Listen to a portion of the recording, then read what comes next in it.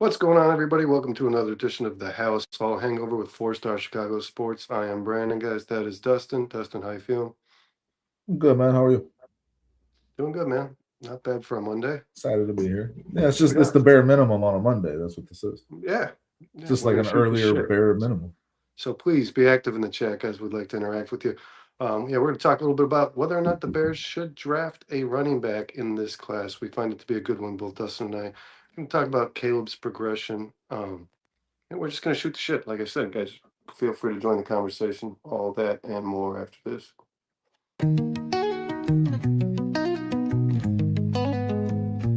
Windy City banners rocking 4 stars align. Dynasty dreams rise, Bulls in their prime. Cubs curse shattered, the victory divine. Fields be running, clock ticking on my timeline. Shot town heroes, legends never fade. Black Hawks flying, cutting ice with the blade. White Sox diamonds, the South Side parade. 4 stars shine bright, legacies they made. Mike with the crown, air rain, no dispute. Sweetness in the backfield, Walter in pursuit. Bear down Sunday's midfield, battles cute. Chicago. What's up, everybody? Yo, Thanks again for joining us for the House All Hangover, guys. I did forget to mention the thing we want to talk about the most, the thing that's gained the most traction over the last few days, the thing that everybody wants to talk about, and that is the status of DJ Moore and whether or not DJ Moore should remain on the Bears Bruce, 2026 season. You're either looking at this, I think, for the Atlas, love of in the perspective and the love of the player or the perspective of the business, right? So we'll dive Scottish. into we'll dive into that a little bit. Bill Barnwell from ESPN wrote a proposal, a He wrote potential about, I proposal. think it was 16 trades. It was a whole column about who we thought would be is most likely to be traded, like potential trade suitors and things of that nature. And I thought it was an interesting article. I think that's what we should start off with. What's up, Yeah, JT? I think these things give us content over the offseason, Dustin, when these guys on Bleacher Report and ESPN come out with these things and they include Bears players or the Bears team in general. It's always worth talking about. And Other information that came out today, man, Chubb got released by the Dolphins. Tyreek Hill got released by the Dolphins. I mean, and Amos wants to know if he'd be a fit in DA's system. I mean, I think Chubb is just a natural pass rusher. I think that's a guy that can fit in any system. I mean, he was been utilized more as like that like stand up edge. I think in Miami based on what I saw. But I mean, he could put his hand in the dirt. He did yeah, that. Dustin, I've been pretty. I want to. The edge thing to me is becoming a little less scheme fit. Am I wrong about that? I don't think these guys are necessarily. I don't think you can box them into a scheme anymore like we have for so long. I think the There's edge. certain guys where that fits for sure. Like you got a lot. Well, I mean, I Chubb think has some good size at that edge the position. pure defensive end is clearly a guy who can play in either scheme, right? But Yeah, for sure. the edge is the position that people always assume should play in a 3-4, and I just don't buy it anymore. I don't think that's the case anymore. Like we saw Micah Parsons get plugged into a 4-3 in Green Bay, and it works because these edge rushers just they have one job, so it doesn't matter what the scheme is around them. They're going to keep I doing the mean, same he's thing. If six they four, do it two well, seventy. He's 6'4", 270. He's got the size. And I mean, we can talk about that. We're going to get into a lot of stuff. Anything y'all want to talk about. I just want to make it clear that, like, yeah, drop it like it's hot. this is you guys' show. Breaking News Bruce, Amos, Scottish. We always love when you join us. Y'all got questions. Y'all got stuff you want to talk about. Please drop it in there. We will go off on a tangent and not even talk about the shit that we planned on if we What's up, got good shit J2K? coming from y'all. So that's fine. What's up, JT Bruce? says, I think DA likes five techs as his 4-3 defensive ends.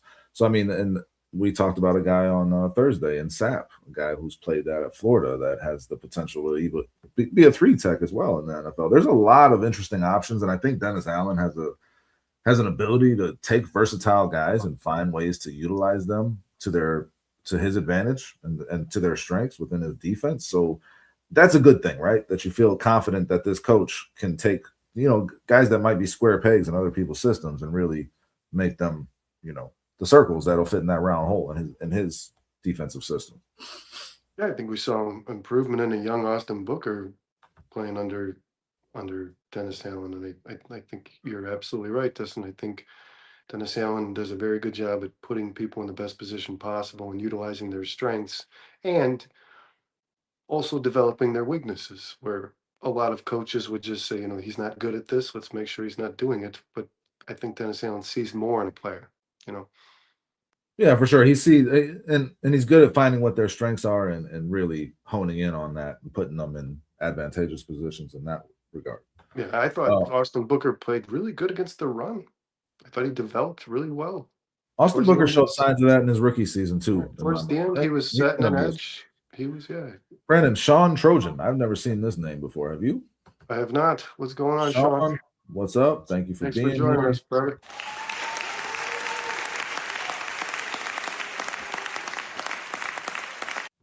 We gave you the clap. Thanks for coming. Thanks for coming to get the clap. He says, I personally don't see Dio or Sweat being here at the same time as another pass rusher being added, such as Crosby, Trey, or Chubb. Financially, I don't see how you can have that much money on DN. And that's what we're going to talk about right here because, like, it is a conundrum that the Bears are in because Poles definitely made some mistakes in making additions to this defensive line in the last couple of years. Whether you want to talk about Sweat being traded for and being paid that money, being paid at a tier that's a little bit higher than what he's given you, but he Boxing gave you less, yourself right? in on that Right, contract. Dio, 22 million in dead cap. If you move on from him and he's injured, and he was underperforming before he got injured. And when's he even going to be able to make it back this season? 22 million dead cap. Grady Jarrett, 21 million in dead cap. You've invested a lot of money into a really shitty defensive line. So yeah, you've kind of strung yourself up a little bit in terms of being able to make moves to add that premier guy to this defensive line that can really make an impact. But I think this Bill Barnwell trade, Brandon, that he proposed on ESPN that I read today could kind of help you with that. That was, he said, Maxx Crosby in a fifth for DJ Moore and the Bears first. Now that helps you, right? You get Maxx Crosby, you're getting rid of DJ Moore, who is going to cost you an awful lot of money too, and he's kind of becoming redundant in the receiver room. That's pretty stacked up, and you expect to get better with Luther Burden and Roma Dunze and whatever. And you absolutely want these young guys to have more opportunity, Dustin. 100%. So like you're taking a place that you're really strong at and you're turning that into adding a guy at a place that you're really weak at, and the caps kind of match up. My biggest issue, Brandon, I'll say right off the bat before you talk on it, is giving up that first round pick in that trade and getting back a fifth. That's tough to swallow in terms of reading that. Maxx Crosby is 28, going to be 29, and he has been dealing with injuries the last couple of years, which is, obviously noted in that conversation, in that article that Bill Barnwell wrote. I don't know. I could see Maxx Crosby coming here and having 16, 17 sacks on the season, and the Bears just don't have that guy, and he wins anyways. Dustin, we talk about that. That's my favorite, the wins anyways guy, right? You can double him up. The Bears threw everything they had at him when they played Vegas. This guy wins anyways. That's what he does. He's a For wrecking sure. ball. And I also think But he hasn't finished the season in I a couple don't of years either, Brandon. I don't well, he wanted to keep playing this last season. They forced him to he was upset about the fact that they put him on the shelf. But and he did I think he did get a surgery after they Yeah. benched him. But I do want to say this too. I think a lot of Bears fans have this mindset when we're thinking trading a first round pick because, of course, you think trading first round pick is never easy. It's never you get a gut feeling like is this worth it or isn't it? Because the first But round pick is we a always have it, controlled cost, Brandon. It's a and we controlled always cost. And if you get a stud, you're really coming out on the high right, end. but we always had a top 10 pick, guys. It depends on who's making the pick, right? It This depends this on the guy you're taking, and this pick is different. You're almost damn near in the second round when you're making your first round selection here. So like it's not the same as trading the ninth or first or 10th. Like look at the picks these guys have had over the last few seasons. flex. You have to change the way you're looking at the first round pick and how much value it's holding over the last few seasons to now because now you're where the winners are, right? And On your the first back round end. picks, the last 3 years really have been successful ones. Darnell Wright, Caleb Williams, Roma Dunze. I guess the jury's still out on him, but I think Colston Loveland this past year, your first round picks, you've been nailing them, right? So like those become valuable assets if you're utilizing them properly, 100%, Brent. So that's a hard one for me to give up because I do have a lot of faith in Ben Johnson, Dennis Allen, being in the ear of Ryan Poles in terms of making the right pick. And I mean, there's some I guess good stuff to be had with that first round what pick they have. I guess what I'm saying, Dustin, is like this is a great edge class, right? And What up, potentially, Benjamin? if you were in the position that you've been in the last couple of years with a top 10 pick, you could probably find a Maxx Crosby somewhere with a top 10 pick in this class of edge rushers. with the 25th pick, you're not going to get a Maxx Crosby. I don't believe that. Let me give If you. you've seen the mock drafts, the edges are off the board by 15. But the edges are deep, and, Brandon. The edges are deep. Well, that's why every mock draft has 10 edges going off the board before the 20th pick. Every one I've seen. That's a bit of an exaggeration. I have seen, dude, go look at Jeremiah's and Matt Miller's, both of them. I just looked at a few today. Yeah. And wide receivers, edges and wide receivers are going off this board quickly. Like the Lemon kid just keeps moving up. These edge rushers, though, in a very deep class, if you can trade for a Maxx Crosby and still find a quality edge rusher somewhere in the 3rd or 4th round, I don't know. I'm very, Justin, you know how I feel about these things. Like when people were saying I wouldn't trade draft capital for Myles Garrett, I mean, you're out of your goddamn mind. You're out of your Pilgrim. So I just don't think you should hold the same value over the first round pick that you have for the last few years.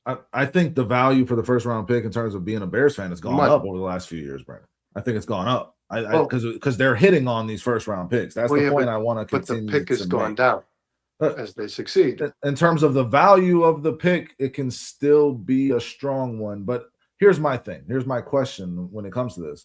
Does Maxx Crosby change this team enough? Because I think this needs to be a win now team. You need to be really going all in. I think I've heard a lot of people say this offseason is going to be quiet. The Bears don't need to make any splashes. I disagree completely. I think this is an offseason where you go all in because your window is now open with that rookie quarterback on that rookie contract. It's a big deal. And you got some people you're going to have to pay. I understand that. But you got to keep moving that money around. And he's going to get a big deal. But you could do a 10-year deal like the Chiefs did with Patrick Mahomes and just keep moving that money back. All I'm saying is this makes sense to me. But does it make sense that Maxx Crosby is the guy that unlocks that for you?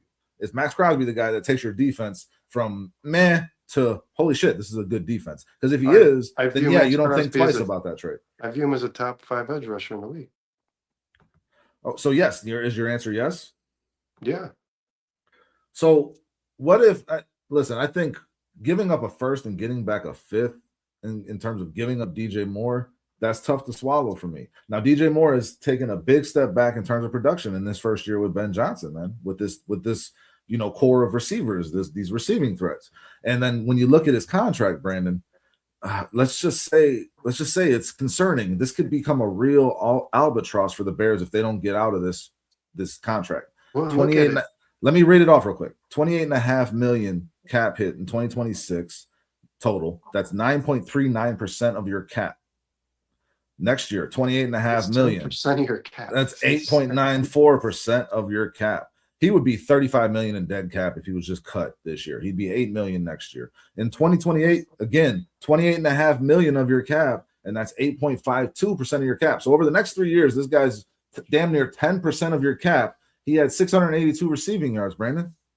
Yes, and I just want to say, look at it comparatively. Is that worth paying that for that guy? And this might not matter to many people, but it always does to me. It did with Montez Sweat. When you look at the numbers, man, look at the guys who are in the ballpark of the contract that these players received. So $100 million plus receivers in this league, if you look at those guys and rank statistically where DJ Moore falls, he's not even top 10. No, but he's certainly up there in terms of being paid like a top 15, That's what I top mean. 20 if receiver. You take the guys in that tax bracket and you rank DJ Moore amongst them, and some of these guys didn't even play 17 games like DJ Moore did, and they have well over 682 yards. So that is something, like I said, there's a business side to this, and you have to ask yourself, as much as you love DJ Moore, guys, and I know we all do. I love DJ Moore is an awesome dude. He's an awesome player, but you have to ask yourself, are you getting the production? Are you getting the production you're paying for? Let's exclude Rome Odunze and Luther Burden, okay? Let's say the Bears aren't stacked at wide receiver. Are you getting the production you're paying for in DJ Moore? It's a tough question, man. 682 yards for $100 million, Dustin. Are you getting the production you're paying for? Well, there's a lot of people in the chat. DJ Moore is paid to be the number one receiver. And there's a lot of people in the chat saying that he is the Bears' number one receiver, that he is their star receiver. And that's kind of where I'm at too. And I really do love DJ Moore, man. But like when you're paying a guy that much money, 10% of your cap over the next 3 years, basically, and you got guys that are going to overtake him in terms of their ability to, catch the ball and in terms of get in the Look end at zone, Luther's analytics. get open. Luther Burden, Colston Loveland, Separation. again, the jury's out on Roma Dunze. That's 100% true, but like I think that there's still a lot more upside with Rome. So I mean, I think that's funny. It only to makes say. sense for the Bears. It only makes sense to I get think it's rid funny. of him. Like Flex Diggs says, I don't trust Roma Dunze. I think that's funny because, guys, Roma Dunze missed half the season, and he was on pace. We're gonna get to the draft, guys. He was on pace to have 953 yards. Roma Dunze was on pace to be the best receiver on this football team over the course of the season. He had almost the same amount of yards as DJ Moore in half the games. Missed 5 games. That wasn't half the games, but he missed 5 games. I mean, that you have to equate those things, man. And sure, you could say, well, the injury is not good either. Like, it's not. Listen, I hate to say this, and a lot of people disagree with me on this. You have to blame the injury on the player. There's no other way to.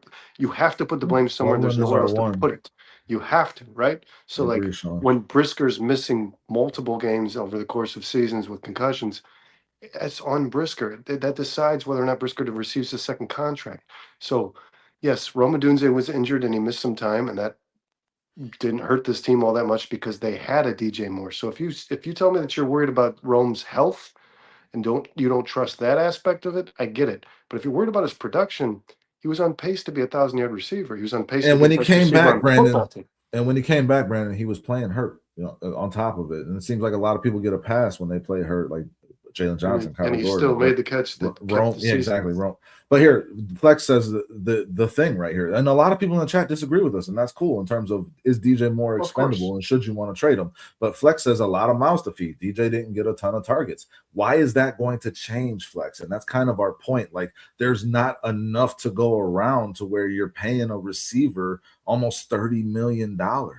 There's just not enough. DJ his production doesn't on another warrant team that pay. Exactly. So why? But that's kind of where I'm at. Like, why isn't that, to me? It's like if you're trading DJ and getting back Maxx Crosby, and I'm not giving up the first. I'll give up a second and get back a fourth or a fifth. Yeah, he's immediately the best player on their offense. Yeah, they're drafting Fernando Mendoza. He needs a number one receiver. There's not one on that team. There's not even close to it. So DJ Moore immediately changes that offense. I think that he has some value there, but it's like, okay, well, we give up the first. Can we get back there second?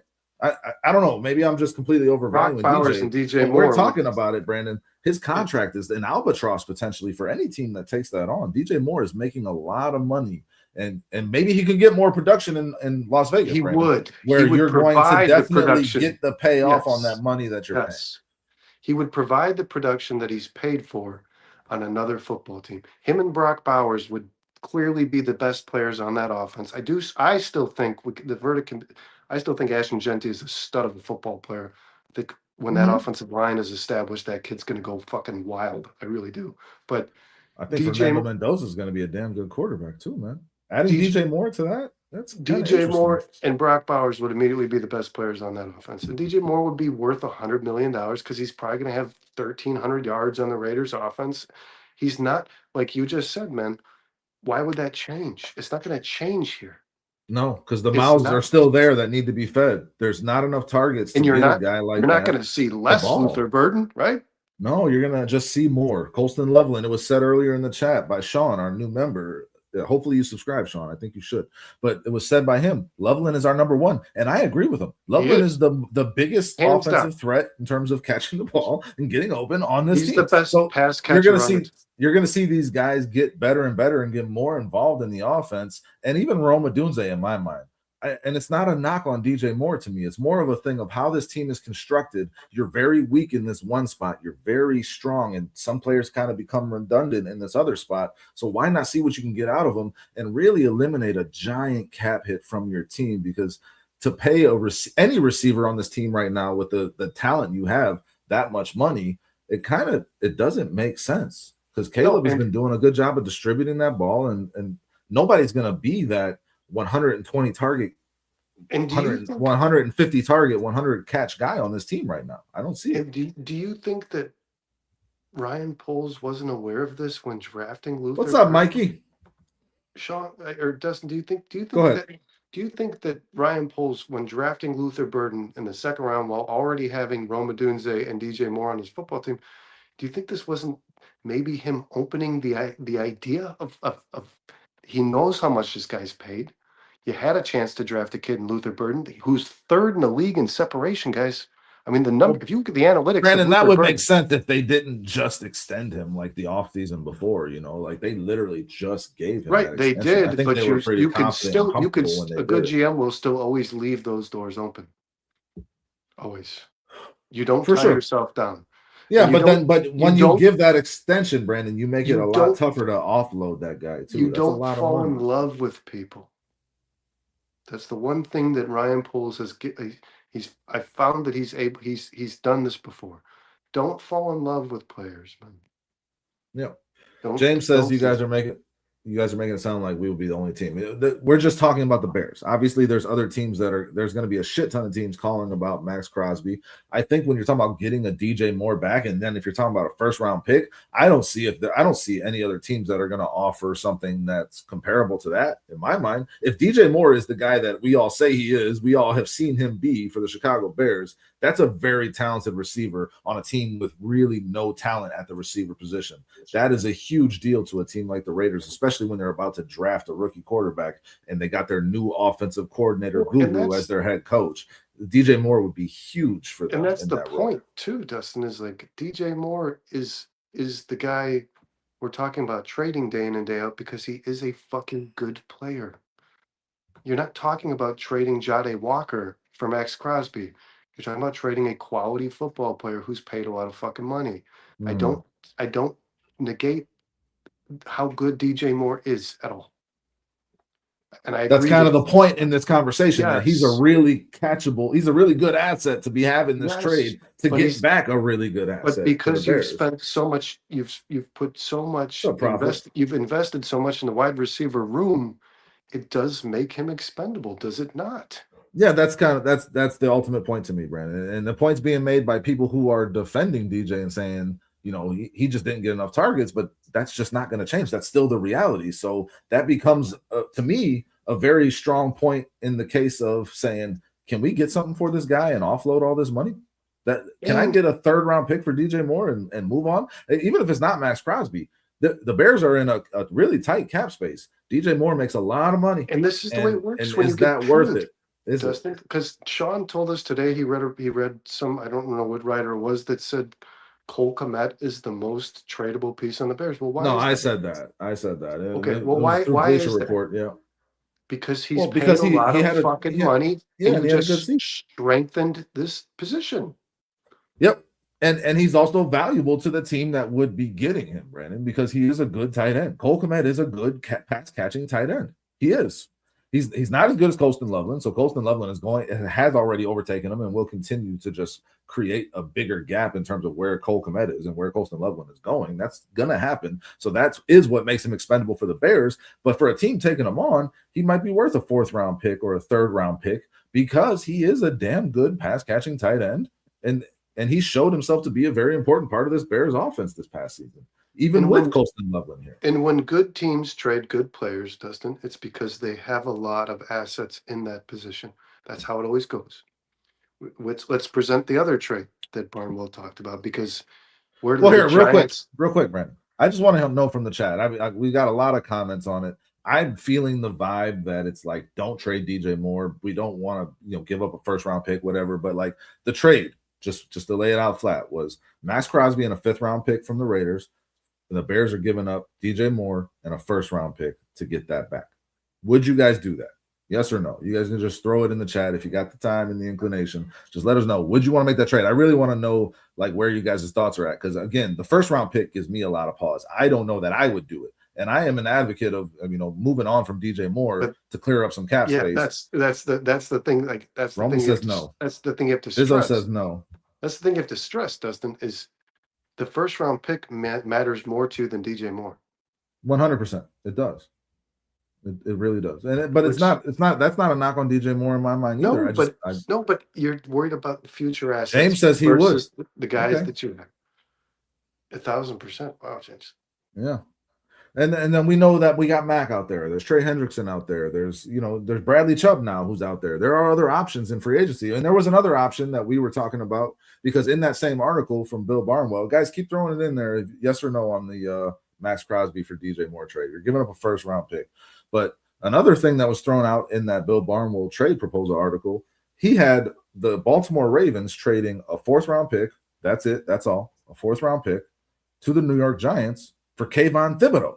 And that was right after the Maxx Crosby trade. As I'm reading through the article, I'm like, holy shit, I'd much rather do this 100%. I don't want to give up DJ Moore in the first round pick to get Maxx Crosby. I can get Kayvon Thibodeau. There's some untapped potential there. In what world would I rather have a 28-year-old Maxx Crosby coming off an injury over Kayvon Thibodeau, who I still think very highly of, that you can get him for a fourth round pick?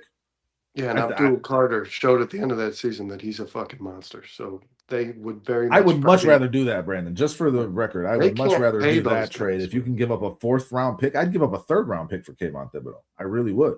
Just do that and be done with it. You're adding an awesome premier talent at the edge position to your team who has untapped potential. And you're going to end up having to pay him as well, but at least you kind of get to see what he has before you do so. Yeah, I would love Thibodeau. I think Thibodeau could make an impact. Like, listen, man. Sean says I also want to say this. Mikey says yes to the Maxx Crosby. We watched all you guys in this chat watched the Bears play the Vegas. It's all speculation, Scottish. We watched the Bears play the Vegas Raiders. Who was the best player on the Vegas Raiders during that football game? The best player on the football field, period, was Maxx Crosby. For either team, Brandon. Who made the biggest impact in that game individually? It was Maxx Crosby. Independently. For both teams, he was the best player on the football field. He was. So you add that's one game, but to a team that was in the divisional round of the playoffs. Is that enough? Is Maxx Crosby enough to make the difference? I believe firmly. James thinks so. James says, I believe we are a Maxx Crosby away to go to the Super Bowl. That's what I'm asking. Thank you, James. Yeah. And I mean, if you feel that way, you 100% make the trade and you worry about the picks later because the window is open right now. And there is a balance you have to walk between keeping that window open, as J2K said earlier. You want to keep that open as long as possible, not like blowing your load too early. But at the same time, like, you still have to keep adding talented players to your team, whether that's via the draft, free agency, or trade. It should be a combination of all those things, and you got to explore all your options. If Maxx Crosby is an option, that's one I'm interested in. But again, if you're telling me you could do this, you could trade Maxx Crosby, you could trade DJ Moore in a first round pick for Maxx Crosby and a fifth round pick, or you could just trade a fourth round pick for Kayvon Thibodeau. I am trading just a fourth round pick for Kayvon Thibodeau every fucking time. And I don't think that's the Maxx Crosby thing feels more realistic. I don't think the Giants are going to take I don't know if any of it's realistic. It's all speculation. We're having fun here. But yeah, man. The Giants are going to take a fourth round pick for a guy they drafted top 10 fucking 2 years ago. Like, that seems awfully. James says he's another Dio. He says Thibodeau's another Dio. I think he's got a little more talent than that, a little better physical ability for sure. Dio. But I mean, yeah, that's what he says. Dio's not good. Sean says, I like the idea of trading DJ and a later pick for Dion Dawkins and an expiring contract to get our left tackle short up until we draft one. That's an interesting take. I haven't really heard that. Dion Dawkins is a solid left tackle, but I mean, there are some good ones that you can get in this draft in that second, third round potentially, just to kind of hold down the fort until Ozzie gets back, if he ever comes back. Yeah, who did we take? Freeland? Who did we take? Freeling. We drafted Monroe Freeling.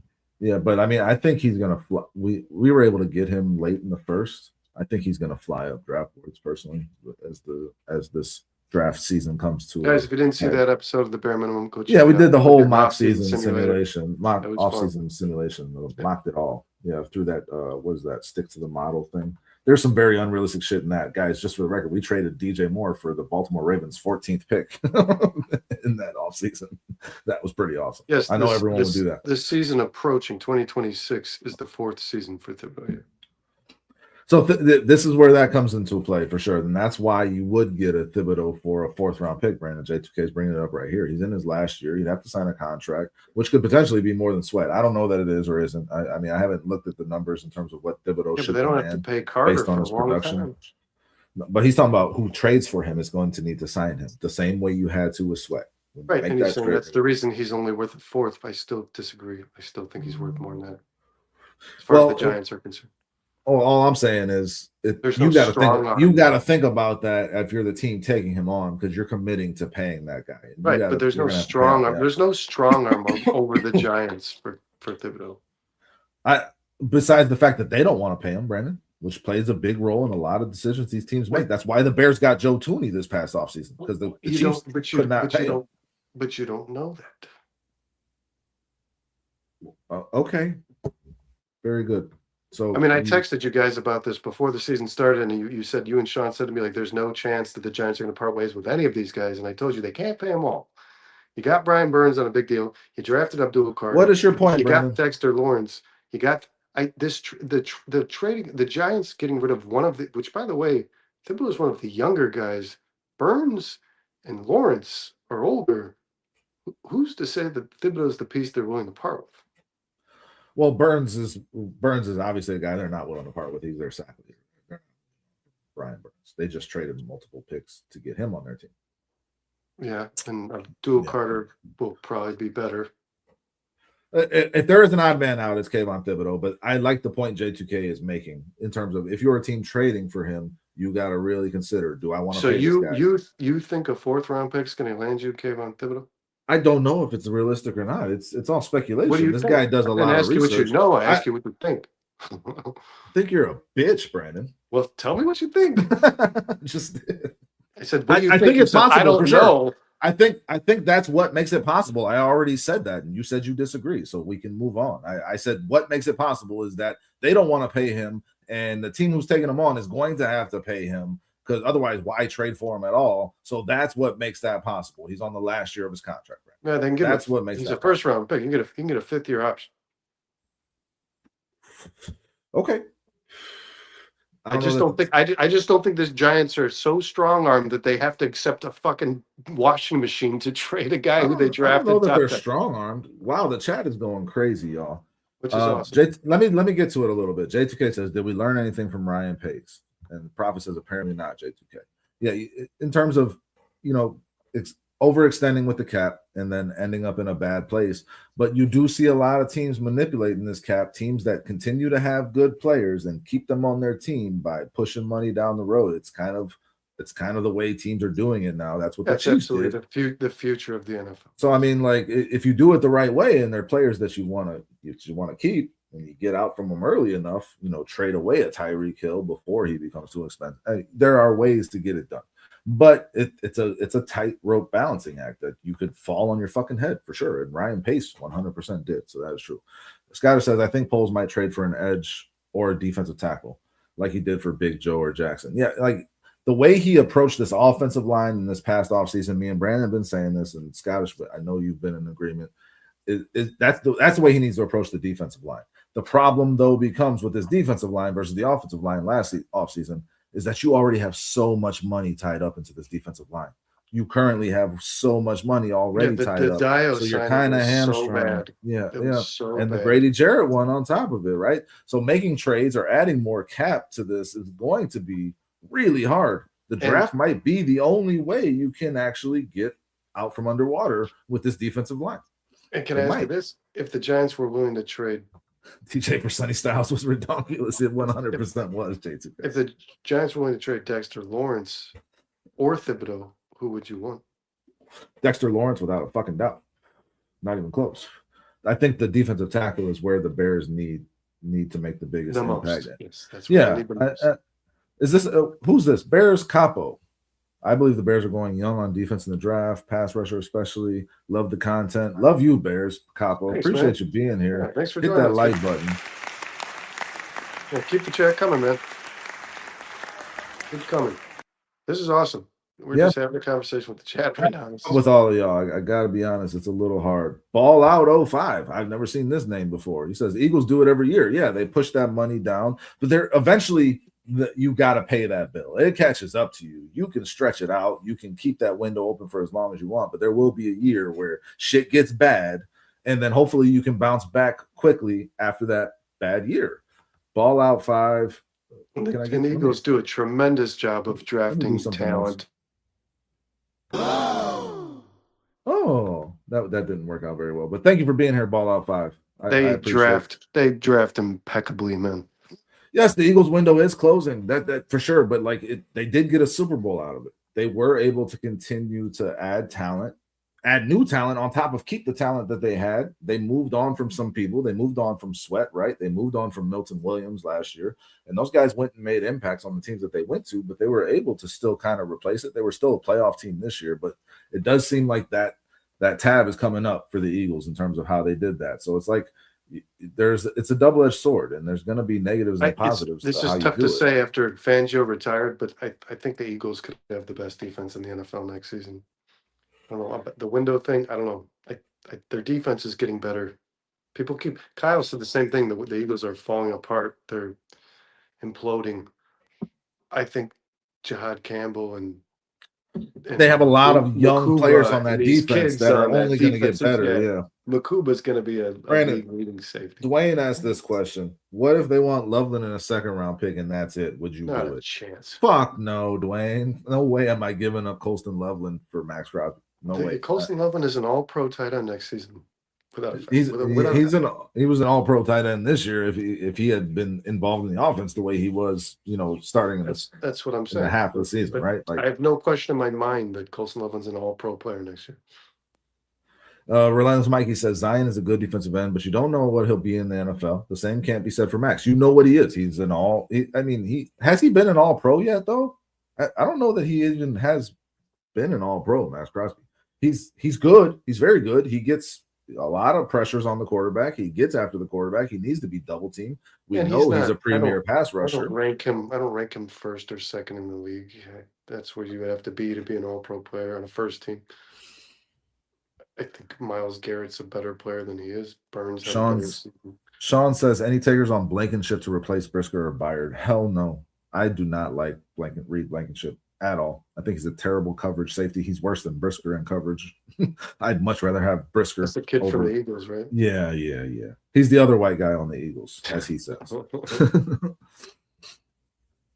Raiders already have their star tight end. Yeah, they do. We're talking about, well, I guess Dwayne did ask that question about Loveland. Yeah, but shit, could you imagine Bowers and Loveland on the same fucking team? That would be insane. Yeah, but they would not want Loveland. I would not want to give up Loveland. I think the DJ Moore thing makes sense. And it seems like we're kind of 50-50 in terms of who would want to make that trade. Everybody's pretty cold on Kayvon Thibodeau, though, Brandon. Nobody wants to do that trade. The money you would need to pay him, the fact that he hasn't really lived up to his billing yet. Yeah, exactly. He was a very high pick. The Bears are in a position, though, where they're going to have to take some chances on some guys to add to this defensive line. Maybe they don't get that star premier guys.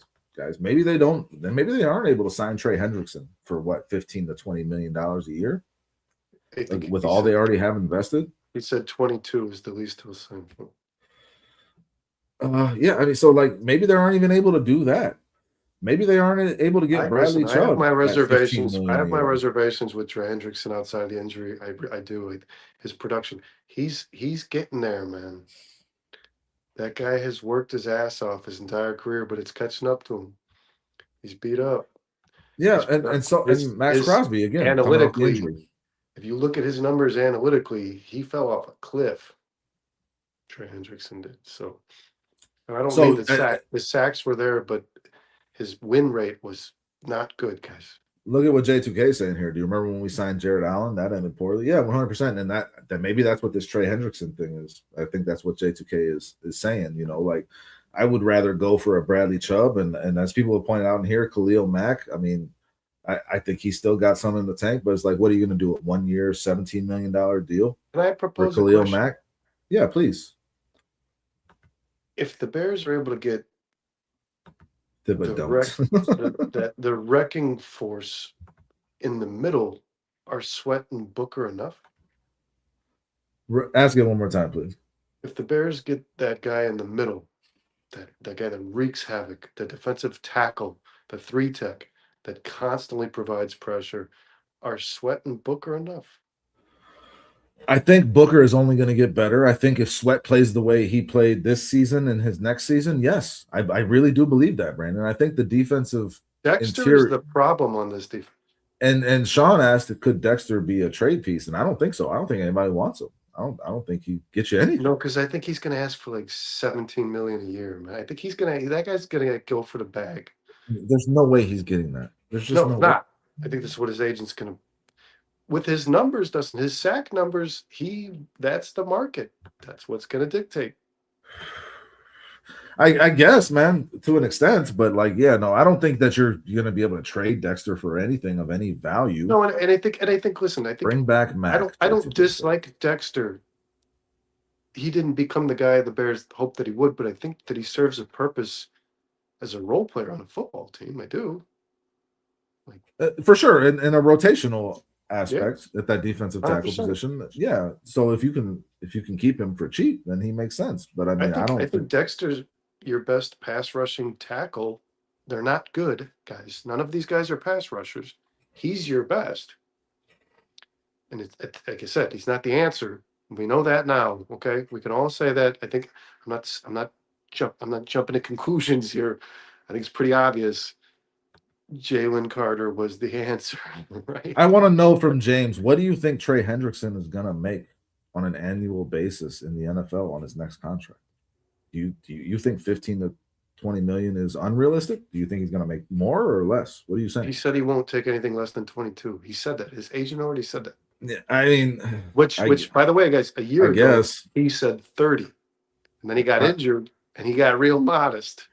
That happened. So I don't know. Okay, so 22 million a year. I don't think he's going to waiver from that. Do you want to pay that? I'm not. No, I don't. No fucking way.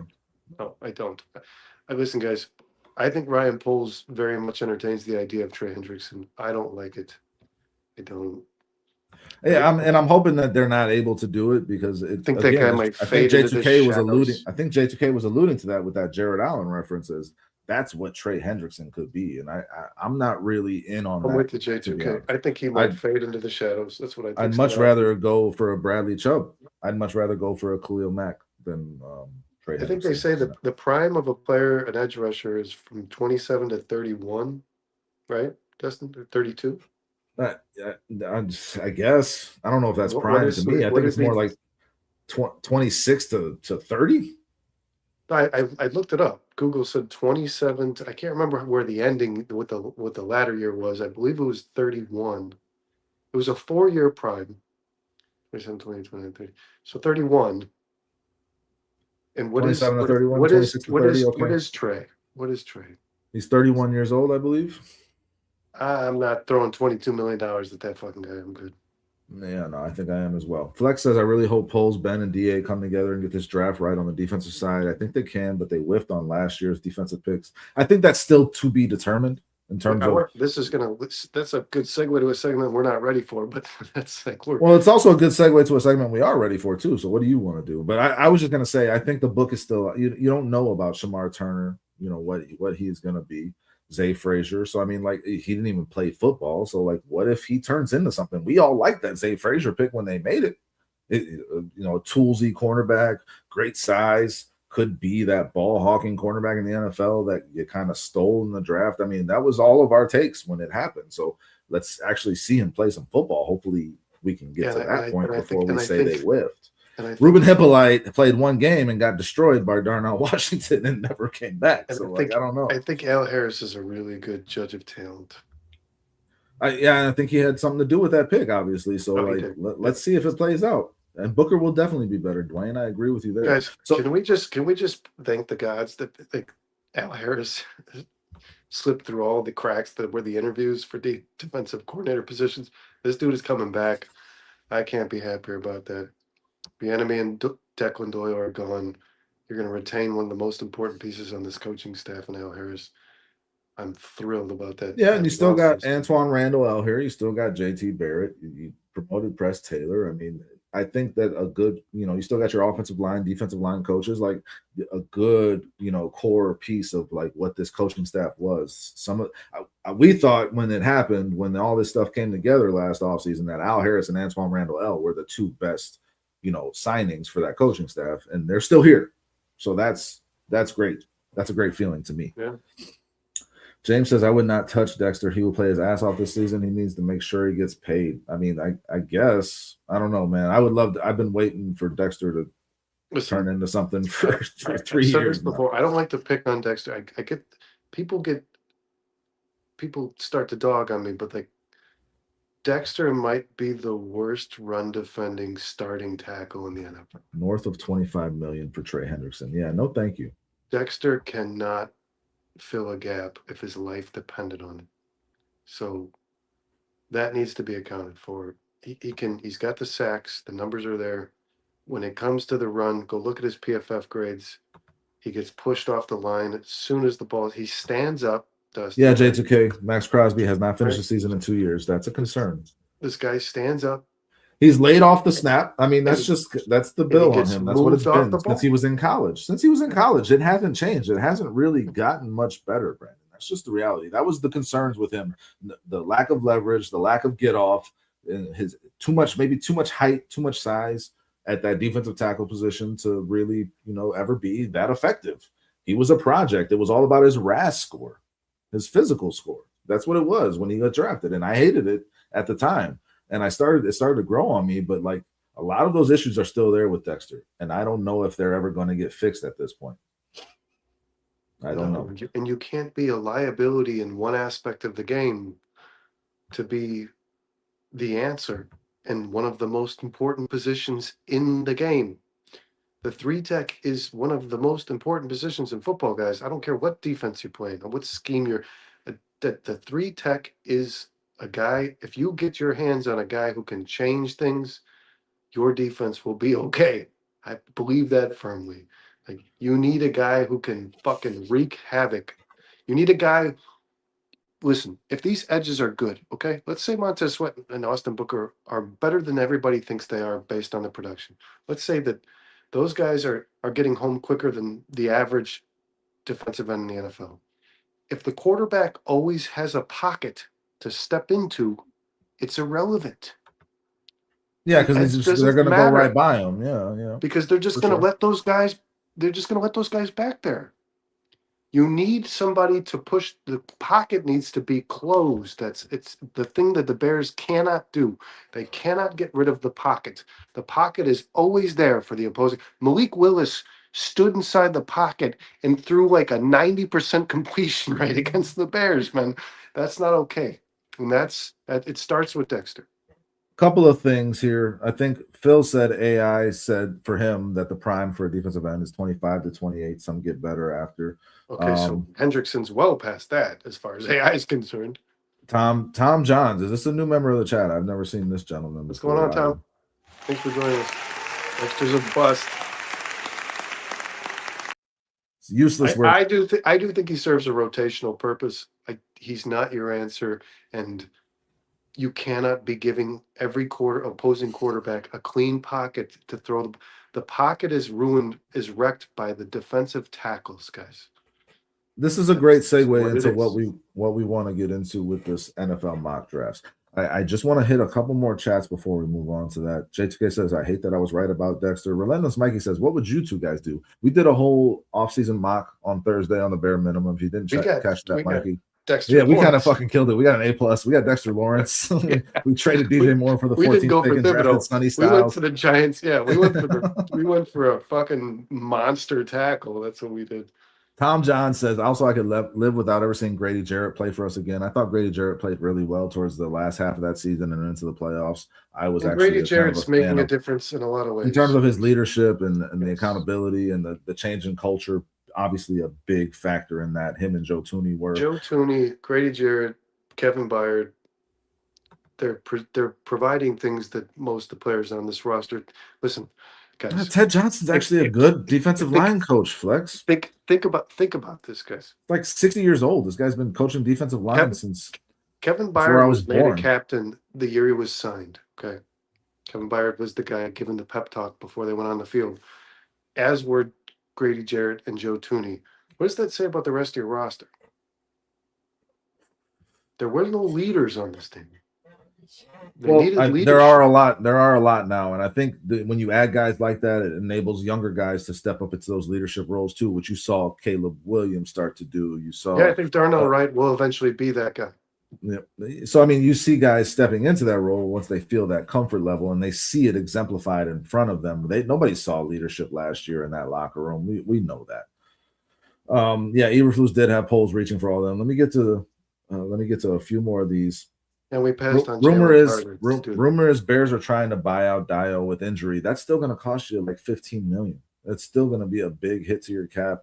I mean, you can rip out the Band-Aid and be done with it, but from what I'm reading and seeing, it's still going to cost you a pretty penny against this cap this year to get the injury clause out.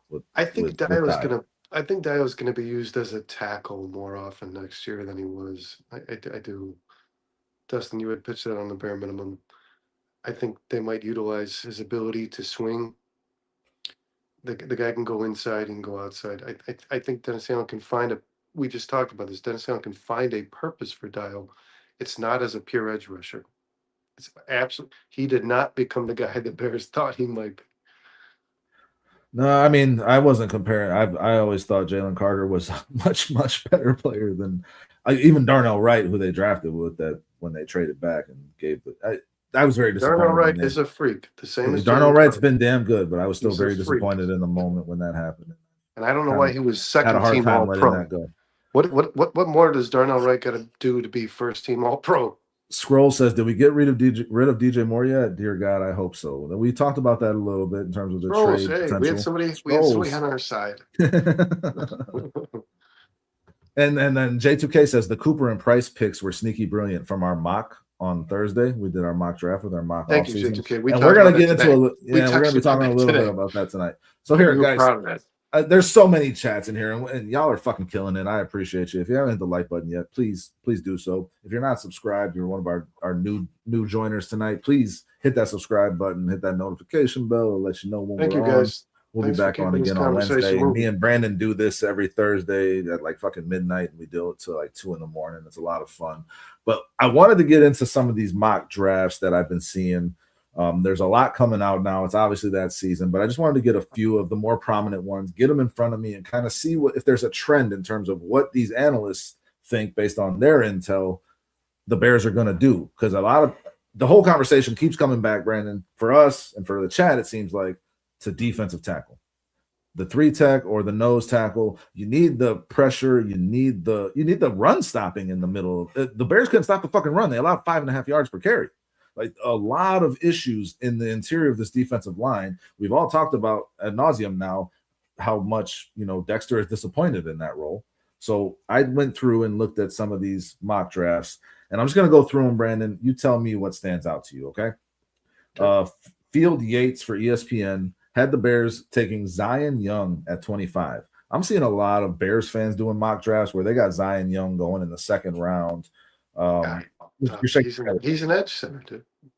I mean, he's liked in this draft, and he's one of the better ends. He's lacking a lot of tools to rush the pass. I don't like him at 25. I'll say that. CBS Sports had the Bears taking Caden McDonald, defensive tackle out of Ohio State. Chad Reuter, right? He's a nose tackle, yes. Nose tackle, defensive tackle. Yes. Chad Reuter of NFL.com had the Bears taking Caden McDonald out of Ohio State. We all know about the Daniel Jeremiah one where he had Dylan Thieneman, safety out of Oregon. Right? Nobody knows how to say this guy's name. Yeah. Zerline had Caleb Banks of NFL.com had Caleb Banks, defensive tackle out of Florida, which I like. I like him. I do. So do I. I do Bucky like Brooks. Bucky Brooks of NFL.com as well has the Bears taking Caden McDonald, defensive tackle out of OSU. Edholm of NFL.com, Eric Edholm, had the Bears taking TJ Parker, the edge out of Clemson, which is an interesting one. I mean, I don't know if TJ Parker is going to be available that late at 25. That's an interesting one to me. He's a damn good edge. PFF, in their most recent one, has the Bears taking Caden McDonald, defensive tackle out of OSU. And Walter Football, I just grabbed theirs as well. Caden McDonald, defensive tackle. I do too, but I'm just saying, like, they report the top 30 visits. They do. We got 9 mock drafts here that I just read off. 1, 2, 3, 4, 5 of them have the Bears taking Caden McDonald, the nose tackle out of OSU. Another one has the Bears taking the defensive tackle out of Florida, Caleb Banks. So 6 out of these 9 have the Bears going defensive tackle, and 5 out of the 9 have them going specifically with Caden McDonald, who I like an awful fucking lot, Brandon. 6'3", 326 pounds, junior, big part of a really good defense. You've seen him do it in a really good conference. Moves laterally. He's just one of those like guys. Nobody else in this draft. He's a damn good player, and I think he's exactly what the Bears need. I know a lot of Bears fans are focused on the defensive tackle, but I'm just kind of curious from you, Brandon, if Caden McDonald is he as popular to you in your mind as he is with these NFL draft analysts, or are we talking about, is there a Lee Hunter that you're interested in? Would you prefer Caleb Banks? What are we looking at here from the chat too, guys? Do you think Caden McDonald is the pick for the Bears if he's there at 25? Well, I think defensive tackle should be where your priority is, because like J2K has preached and we've talked about already, this is a really deep class of edge rushers. You can get a guy on the outside later in this draft. The tackle, not so much. Now, I do love McDonald. I do. He's, like I said, laterally, this guy moves at the size he is like nobody else in this draft. He's going to get stuffs. Okay, I talk about this statistic all the time. That's an important thing. Yes, that's an important thing. For a defensive tackle and a middle linebacker, this is the stat you want to focus on. Is this guy filling gaps? Is he taking on 2 blocks? And McDonald will. McDonald will take on 2 blocks, and he'll still make plays. I like Banks because he can get after the fucking quarterback. I want pass rush from the interior, Dustin. That's what I think solves a lot is Bears' problems. But is McDonald giving you that? Is McDonald is really kind of replacing Billings, right? He's your. I'm going to take on 2 guys and eat up the whole middle of this line and shut down. He's an animal. Yeah, I think and he is. If you're able to get McDonald at 25, you did okay. I think. I listen. I won't be, if the Bears did this. You wouldn't be upset. I'm content. Let me get to the chat a little bit here, because True says I would prefer Caleb Banks, but I wouldn't be mad at McDonald. J2K says I agree with you, Pilgrim. I do. I like Banks. Banks is a guy who I think has the potential to become that pass rush specialist out of that 3 tech. Pretty elite 3 tech in the NFL. Yeah. Yes. J2K says, guys, I'm higher on Banks, CJ Allen, Dominique Orange, and Christian Miller. Christian Miller out of Georgia, right? All those guys over McDonald. That's interesting. Wow. And then listen, I mean, and Prophet says, do you want a 2-down player at 25? We're talking about Caden McDonald. I'm reading that 5 out of these 9 that I went to, some prominent, NFL mock drafts, they had Caden McDonald as that pick. I'm just reporting that. It is what does it a is. good job. I just want to see if I can find a trend. Blocks. And that's clearly a trend. He does, and the Bears need that desperately. It's not flash. That's not flashy. It's not like, oh, I'm going to get 10 sacks in my rookie season, but that's going to make a huge impact on a very porous run defense that could not get its shit together in this past year. You don't have a guy You don't have a guy that can take on 2 blocks. You don't have a guy on this roster that can do it. You don't. So you need them both. Now, when it comes, you need a 1 tech and you need a 3 tech, and if you're asking me where do I prioritize where you want the most talent, I think the 3 tech is the most important position on defense. I do. Like I said to you guys, McDonald is a good player, but is he going to close the pocket against Jordan Love? No. You might not be asking him to do that at all, Brandon. He's going to, fill up the middle of that line and hopefully he's going to stop Josh Jacobs from running the ball down your throat. He will, guys. Which we know is very important. This guy will improve your run defense immediately. No doubt. So I wouldn't be upset if it was Caden McDonald. I really do like Lee Hunter. A lot of people are bringing him up. I like him at the tackle position in this draft. And if he's there at 25, he's another athletic freak. That's something that the Bears really have to consider. I like Banks too.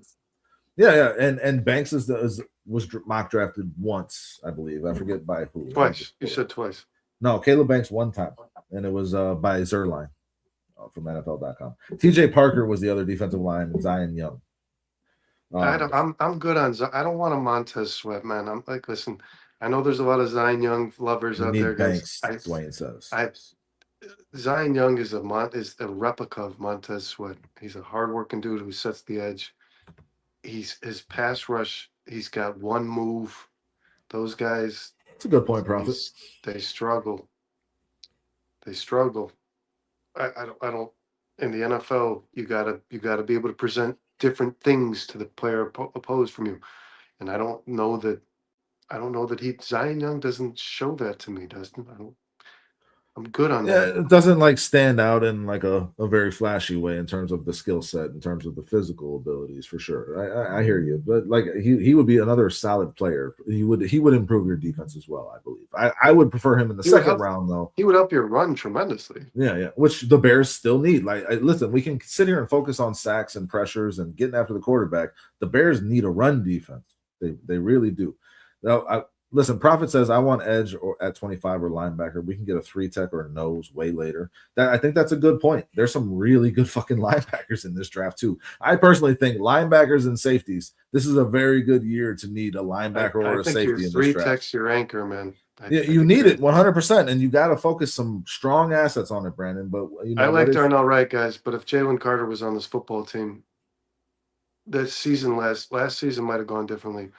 If you can get your hands on that wrecking ball in the middle, everybody's better, right? So if the guy playing 3-tech can push the linebacker, can create pressure from the middle of the line, those guys on the edge are going to get home. I promise. They're going to get home. Yeah, it's going to make a big impact because that quarterback is being flushed from the center of the pocket, and he's going to go right to the edge. Yeah, that's Austin Booker could finish with 12 sacks or 15.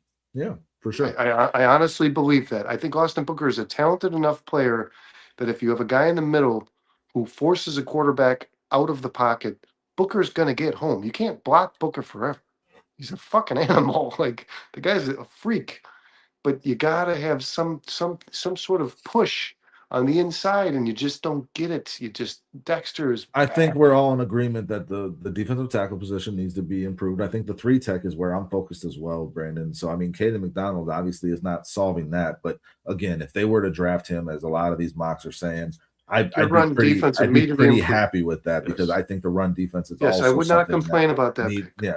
J2K brings up Grayson Hilton out of Oklahoma, I believe. I mean, yeah, I think he's a good player too. And we also talked about, but now that you've mentioned it, I'm going to watch. Check him out. Yeah, he's good. He is a good player. I agree with J2K. But Tyreek Sapp, we talked about on Thursday, a guy that played 5-tech in college at Florida and could go to that 3-tech spot. J2K is like my insight from my college players. Yeah, J2K. I mean, here I don't know if I'm going to be making myself. J2K is my Todd McShay. I don't know if I'm gonna be making myself look stupid or something, man. But like, does J2K have his own show? Do we know about this? I've never seen. J2K does design. J2K does. Yeah, but he has so much information on these college guys that I would watch something. Honestly, J2K, you can come on Thursday. He puts together pre-draft bios. Yeah. Okay, cool. I want to check that shit out. I want to know where it is because I like what he has to say, and also I would love for him to come on our Thursday show. He's always in our chat and just kind of drop some knowledge on us. That'd be cool, man. So J2K. Hit us with your email or just email 4starchicagosports@gmail.com. And I would like to work something out with you. But yeah, TJ Parker would be fucking awesome at 25, I think. Safe and solid, sounds like a Poles type and a DA fit. The thing that I keep seeing though is that he's not generally available in these mocks. And again, I haven't done a shit ton of research yet. I've seen him going between 15 and 20. Yeah, he's not usually available when the Bears pick. And I brought it up on Thursday, and a lot of people have already said in this chat, I think there's a high possibility that not high, but I think there is a possibility a strong one that Brian Poles trades back in this draft. I think that there's potential there too to accumulate some more picks in this draft. Trade DJ Moore for the 14th pick. Yeah, if he was on our level. So Romy says that's what we did in our simulator, guys. By the way, out of the draft and free agency, who does the panel think the Bears should get for defensive end? I like Adafe Owe. I like the Chargers. I do. I like Brandon's really high on Gabe Yackis out of Illinois in the draft, and I mean, I like Vincent. I like Vincent Anthony. Those are guys that you're not going to have to spend high. He's third, fourth round picks. What I'm seeing is a 6. Me and J2K agree on this. He's projected right now 6 in that particular. And that's insane. In that system, in that stick to the model system, he was the 200th ranked player or some shit like that. Which is I don't crazy. think that's this dude has 18 sacks in his last 2 years of college. In terms of free agency, I like Owe. I do. And just for defensive tackle, I mean, obviously Franklin Myers. I don't know how much money the Bears have to invest in that in free agency though. So that becomes the issue. in terms of defensive end, man, I'm kind of with Brandon. I think, taking a guy like Yakis or even a Zion Young in the second round, there's potential there. I mean, if TJ Parker's there at 25, I think that's a no-brainer to me. But again, we're sitting here saying that 3-tech really needs to be shored up. So, like, if TJ Parker is there and Banks is there, what do you do, Brandon? Do you take the 3-tech or do you take the best edge? You go 3-tech, because my concern, Dustin, is you can get quality edges to add to on Booker, Sweat, Dial, whatever you want to say. You can get these quality edges, but if there's no push up front, I don't know how It's true relevant. ball out. Guys, this is a very cohesive unit in sports.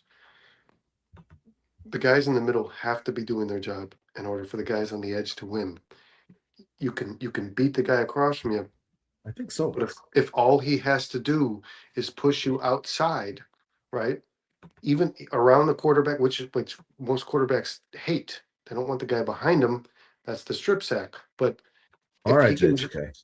if he can just step up into a pocket, the edge becomes irrelevant to me. It does. And I've watched this. I watched the all 22s. I watched this. It's a big key I to the don't 4-man pass rush, I don't Brandon, think which you need to win I in the don't NFL. think Sweat It's a and Booker big are that. key. I think Sweat and Booker had pretty quality finishes to their seasons, but you just did. There was nobody there. It was just a giant fucking hole that every quarterback we played, Stafford on the final drive in the playoffs in overtime, just got to step up. And Stafford's a quarterback who is most comfortable in the pocket. The guy who ruins that for you is a 3 technique. The edges don't dictate the pocket, guys. Vincent Anthony is dope. J2K says I talk in the comments, so I guess that's him saying he don't want to come on. But if you No, change yeah, your mind, I don't think he's a public guy. I don't 4-star Chicago Sports at gmail.com. Send us your email. We'll get you on. We'd love to talk with you, J2K. But I appreciate you and respect you for whatever you want to do. Create Culture says And more you can, for J2K, you can be on the show without showing, like, you could do this. Create Culture says, thanks for that, Brandon. No problem. Appreciate the demonstration. Most people like me more when they don't have to look at me. Create Culture says more for Crosby. Let's go. Yeah, we talked about that a lot. I know you weren't here earlier, Create Culture, but we spent about 40 minutes on that Bill Barnwell article. DJ Moore and the Bears' first round pick this year for Maxx Crosby and a 5th round pick. I hate this. I like Dylan Thieneman. I like him better. I don't like him in the first round. I like him in the second round, but I also like a lot of other safeties in your first round. I mean, Emmanuel McNeil-Warren is a damn good safety, and you could see the potential for that. I mean, I wouldn't be upset if the Bears took him. I'm going to stand on this firmly too. I think the secondary is much better than a damn good safety would make this defense really good. Safety and linebacker, Brandon. I'm focused on that in this draft. I really am. Guys, the secondary is at the will of the guys up front. They are.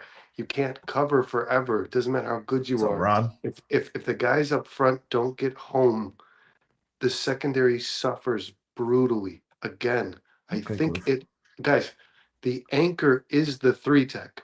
The edges benefit from the 3-tech. The secondary benefits from the 3-tech. You need a fucking 3-tech. Yeah. You need a 3-tech. I agree, Brandon. I 100% agree. All I'm saying is that Ryan Poles, and I like this about Ryan Poles generally, has shown the ability to move with the draft board. And he might have this plan in place, and if things go differently, he's shown an ability to adjust, and he kind of sticks to that best player available mindset, which I really like. Now, if at 25, your best option is a safety or a trade back, he'd probably choose a trade back. He probably would. He'd probably accumulate some extra picks. I think so too, Dustin. Yeah. But I mean, if that is your best option and the trade back isn't there, there's certain safeties that I wouldn't be upset with. There's just I don't know about Thieneman in the first round, but like I like AJ Halsey a lot in the second round. I like McNeil-Warren. Guys, if there's anybody out there who knows how to say this fucking guy's name, just put it like do the whole pronunciation in it. Ron, I think you should do it. Thigh knee man. Ron, do it. Go do it, bud. Packers chats want me to be on there live. Okay, so like. I guess the trend that I saw out of these 9 that I particularly pulled out, just doing some research today, is that Caden McDonald at the defensive tackle spot is constantly mocked to the Bears, and the nose tackle is a huge deal. I really do believe that. So I wouldn't think be they upset with present it. the Bears' But greatest need as tackle. defensive tackle in general, but let's just even go a little wider, Brandon. It's defense in general, not a single offensive pick out of that, right? The Bears offense seems to be pretty damn set, but like, would you be shocked, Brandon? I know you brought No, this up already. Would you be shocked if Ben Johnson, the Bears head coach, offensive coordinator, game plan caller, got quarterback guru, 57% of the time. would you be shocked if Ben Johnson went offense in the first round? No, I would not. Guys, offensive coaches. What if that's the best player available? Offensive coaches draft offensive players 57% of the time. That is more than half.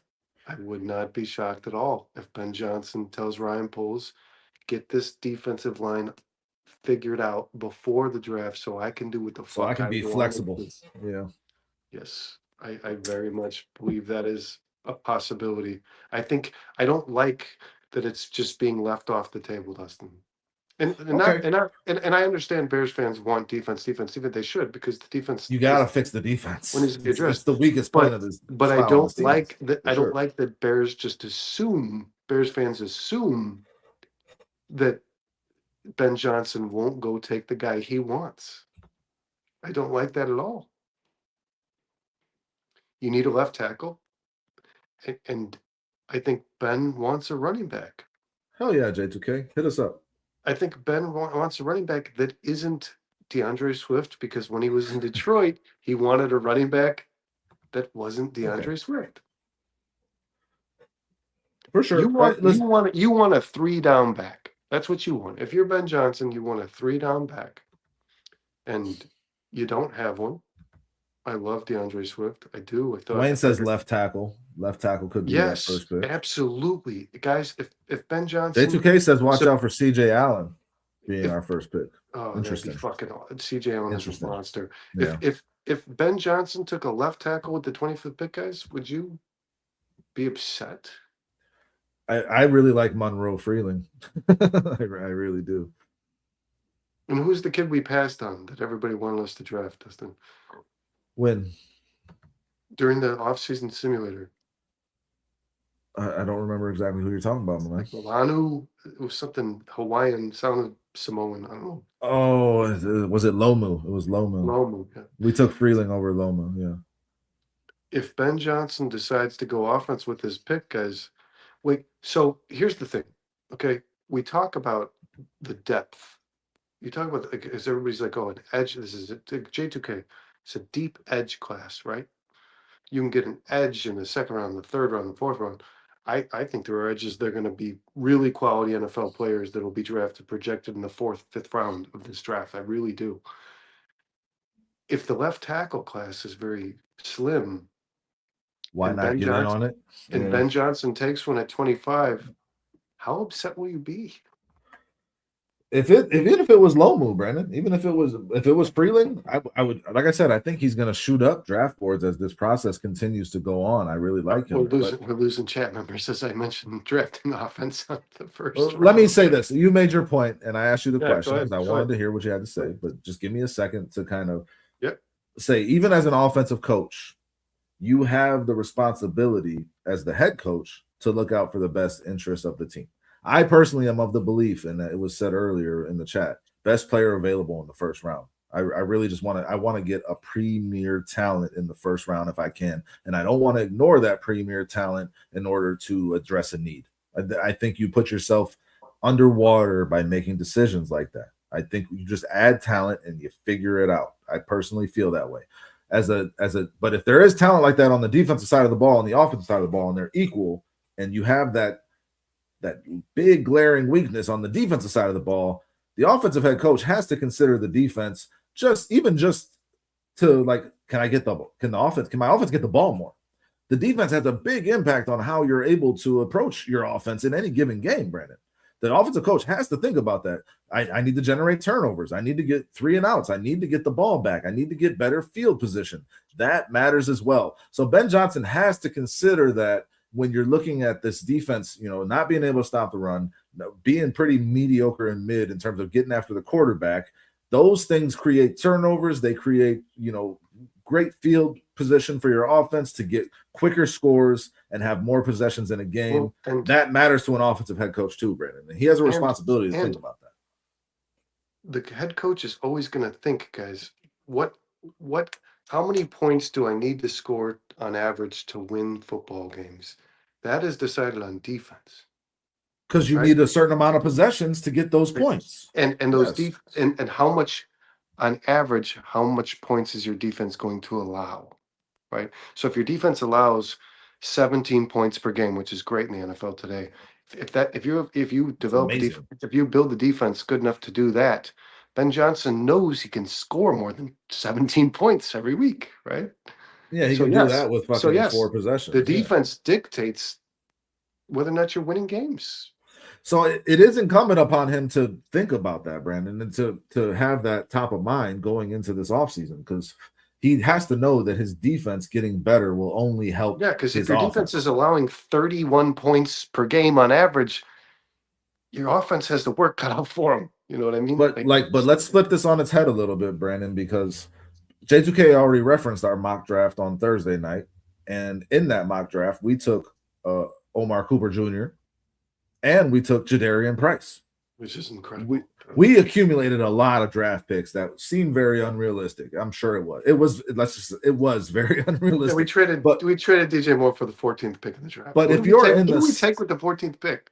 We took Sonny Styles. Yeah, Sonny Styles. Referenced it earlier. We basically traded DJ Moore for Sonny Styles. We revamped our linebacker core. And I just want to say again, I think this is a great draft to need to revamp your linebacker core and your safeties. As Sean is pointing out here, there are some really good safeties you can get later in the draft. I think you can double down at safety in this draft and have some good options. I really do. Defensive tackle is another one, obviously, you need to address, and you probably need to address it early.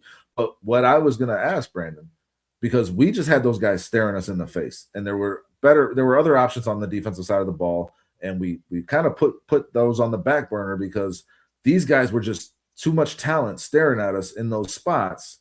And if Jadarian Price is staring at Ben Johnson at pick 57, how do you pass up on that? I don't think I could. You don't. Does he make it there, first of all?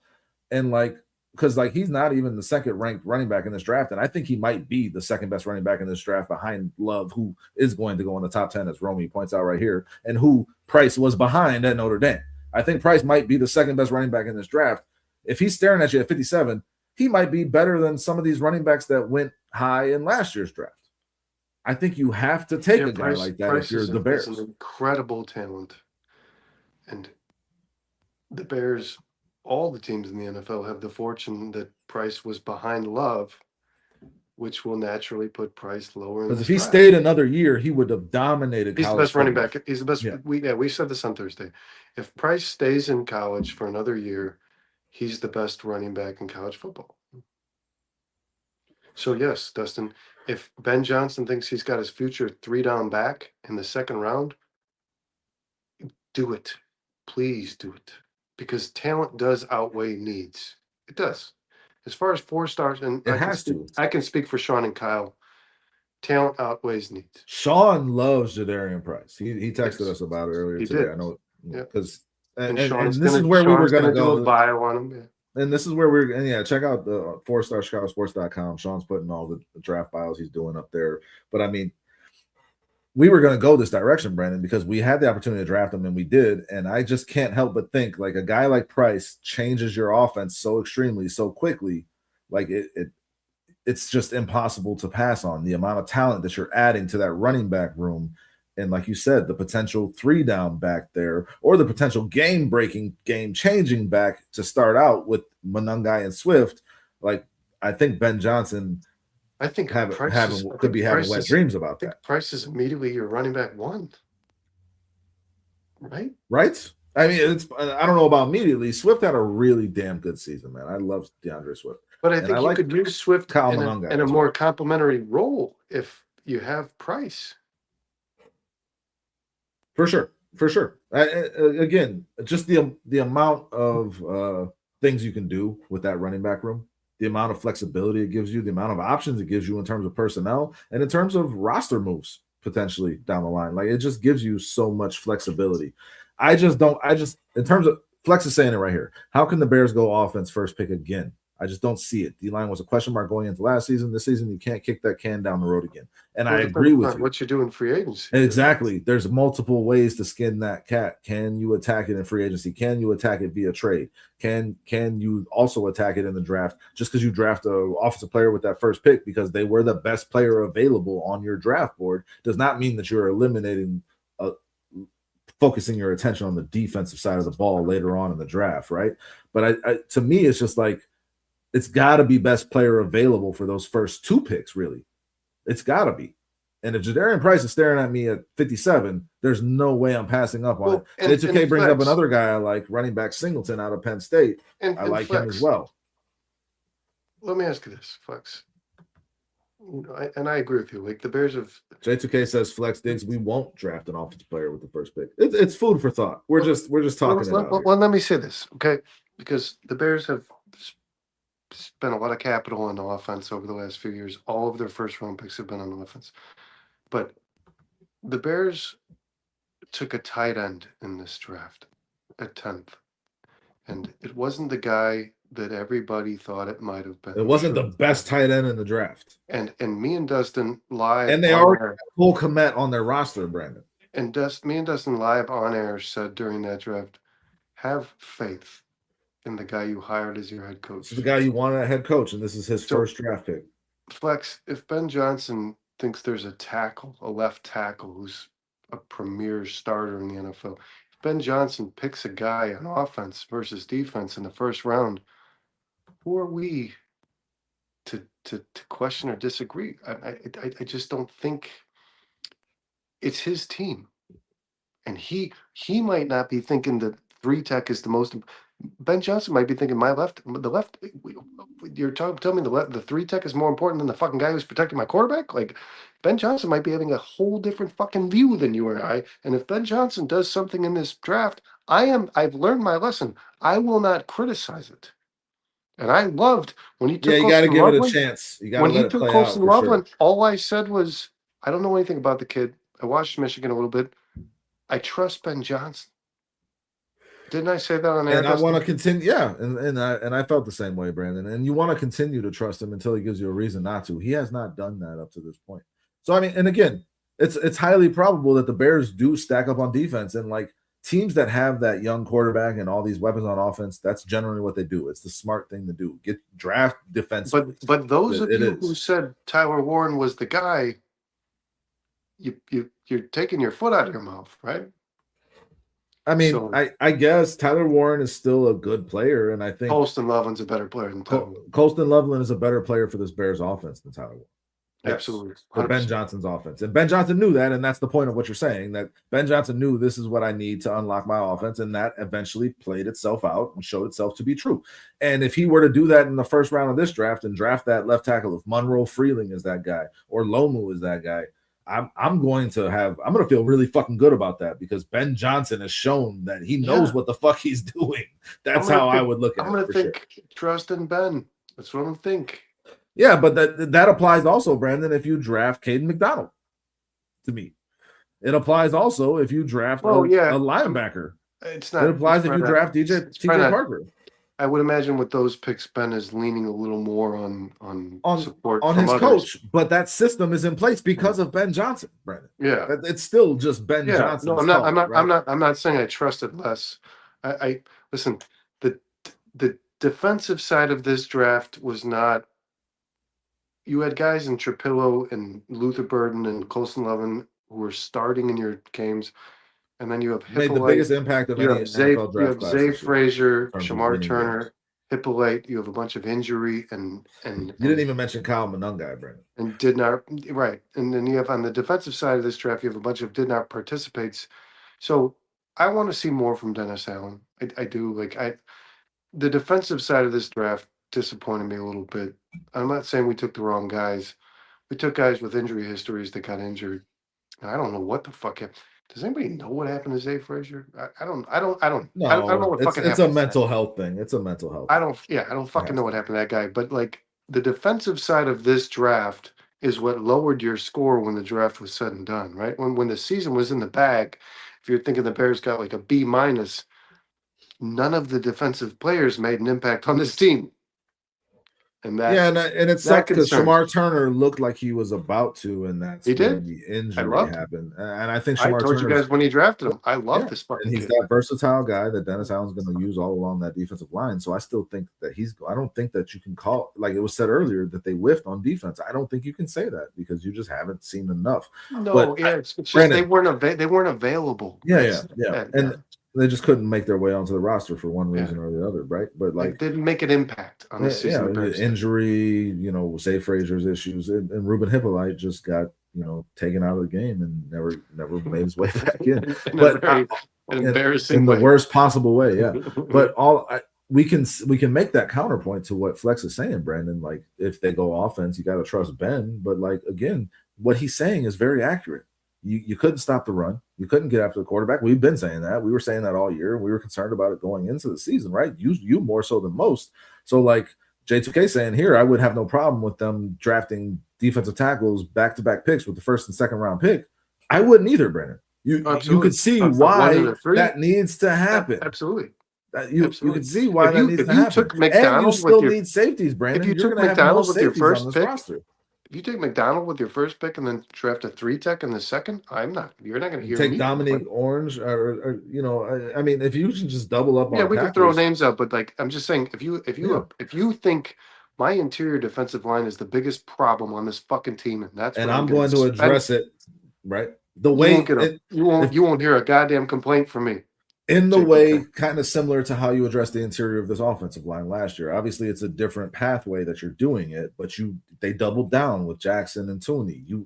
I totally agree, guys. They're doubling down at the defensive tackle spot, or a defensive tackle and an edge, and then doing some more shit in free agency to continue to beef up this defensive line. Make a trade. Listen, but I would just about Thibodeau, guys. You make a trade for like a Dexter. If that is on the fucking table, you fucking. It was on the table for us on Thursday. You fucking do that. We didn't, Dustin. We didn't even trade a first round. We traded the 57th pick. No, we traded the second. Okay, we traded a second round pick. Okay, if you could trade a second round pick for Dexter Lawrence and then address your 3-tech, doesn't seem realistic with a first round pick. Please, God, Poles, make that shit happen. Please, but Brandon, we have to keep going back with this defensive line and needing to fix it. It's very different than where they were at with the offensive line last year, as I said, because of how much they already have tied into this mediocre defensive line right now. The amount of money you already have sunk into it and draft picks, it's a high amount. So like, how you can't attack it the same way in terms of flipping it the way you did that interior of the offensive line, because you had a lot less invested in it at that point. You keep saying a word that I think is vitally important. What did the Bears fix on the offensive line? Pass protection. But what did they fix? I'm confused. You've said the word multiple times.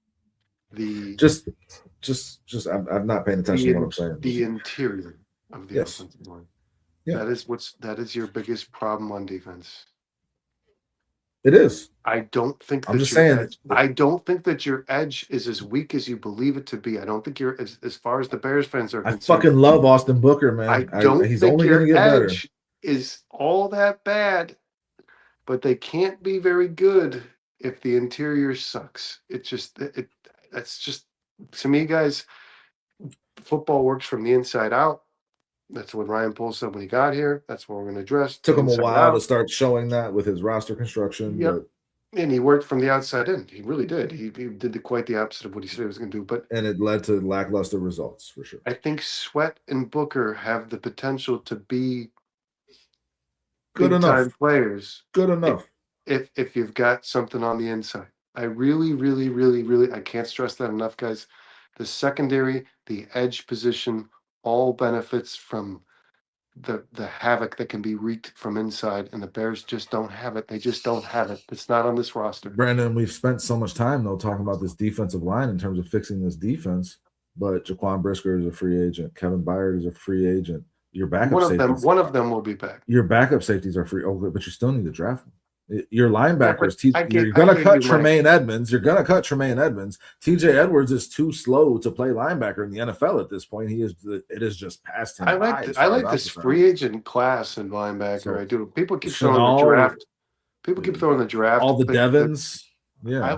I like this free agent class at linebacker. I really do. Okay, but You got one of the highest paid defenses in the league, and they put out that ass last year. They put out the ass production that they Yeah, put but you out could last cut year. So Tremaine Edmonds and sign 2 linebackers with the fucking money you're paying that fucking guy. So, hopefully, yeah. and if you trade DJ Moore and you cut TJ or Tremaine Edmonds, you can sign 2 linebackers in this free You agency. freed up an awful lot of cap space. Yeah. And I mean, there's a lot of restructure options there. Chenault and Devin White, if that's your fucking linebacking core next year, I fucking love Leo Chenault. And I know Sean does too. We were talking about that. That was cool to hear. I hadn't really heard anything. I've been out of the loop for a few weeks here. I mean, just a lot and of the shit going Chiefs on. basically said they can't. I'm feeling the same way. I like Leo Chenault an awful lot, and I think he can. And I think if you sign one and draft one in both scenarios, sign a safety, draft a safety, sign a linebacker, draft a linebacker. But now that's 2 spots of your draft picks that you're taking up, and we still need to address this defensive line. And as I'm saying, like trading for a Maxx Crosby or signing a Trey Hendrickson or any like that's expensive. It's super expensive, Dustin, and you already have so much expensive shit on this defensive line and this defense in general. As it is, I don't know why I have to keep saying this. We can talk about linebacker and safety, and we can talk like there's an anchor. It matters, here. Brandon. There's an anchor here to me. There's a guy who makes all of them better. Okay, so then if are you he's saying doing his job proficiently? There's a guy who makes your linebackers. So you're better, saying if that guy's your doing safety's that, better though, and your edge is better. So if you're saying if that guy's doing that, then you don't need to worry as much about who you're signing or drafting at the linebacker. I'm saying I think it matters. I would like some studs at those spots. I think your 3-tech would make TJ Edwards a better player. I guess that's possible for sure. I think your 3-tech would make your safeties better players. Okay, so you're thinking that 3-tech is that multiplier that Sweat was. I think he is. He has to be. That's what it's all. The quarterback cannot have a pocket, guys. Because how many quarterbacks are proficient outside the pocket? How many quarterbacks in the league play their best? Of them at this point. Okay, so half. So you're eliminating the ability for half of the quarterbacks to be their best if you get that position. And I mean, if you look into the division in particular, Jared Goff is not going nowhere. He needs to step up into the pocket. Jordan Love is not going nowhere. He needs to step up into the pocket. JJ McCarthy one thing he does well, but he sucks. But the one thing he does well is actually use his legs. Well, that guy sucks.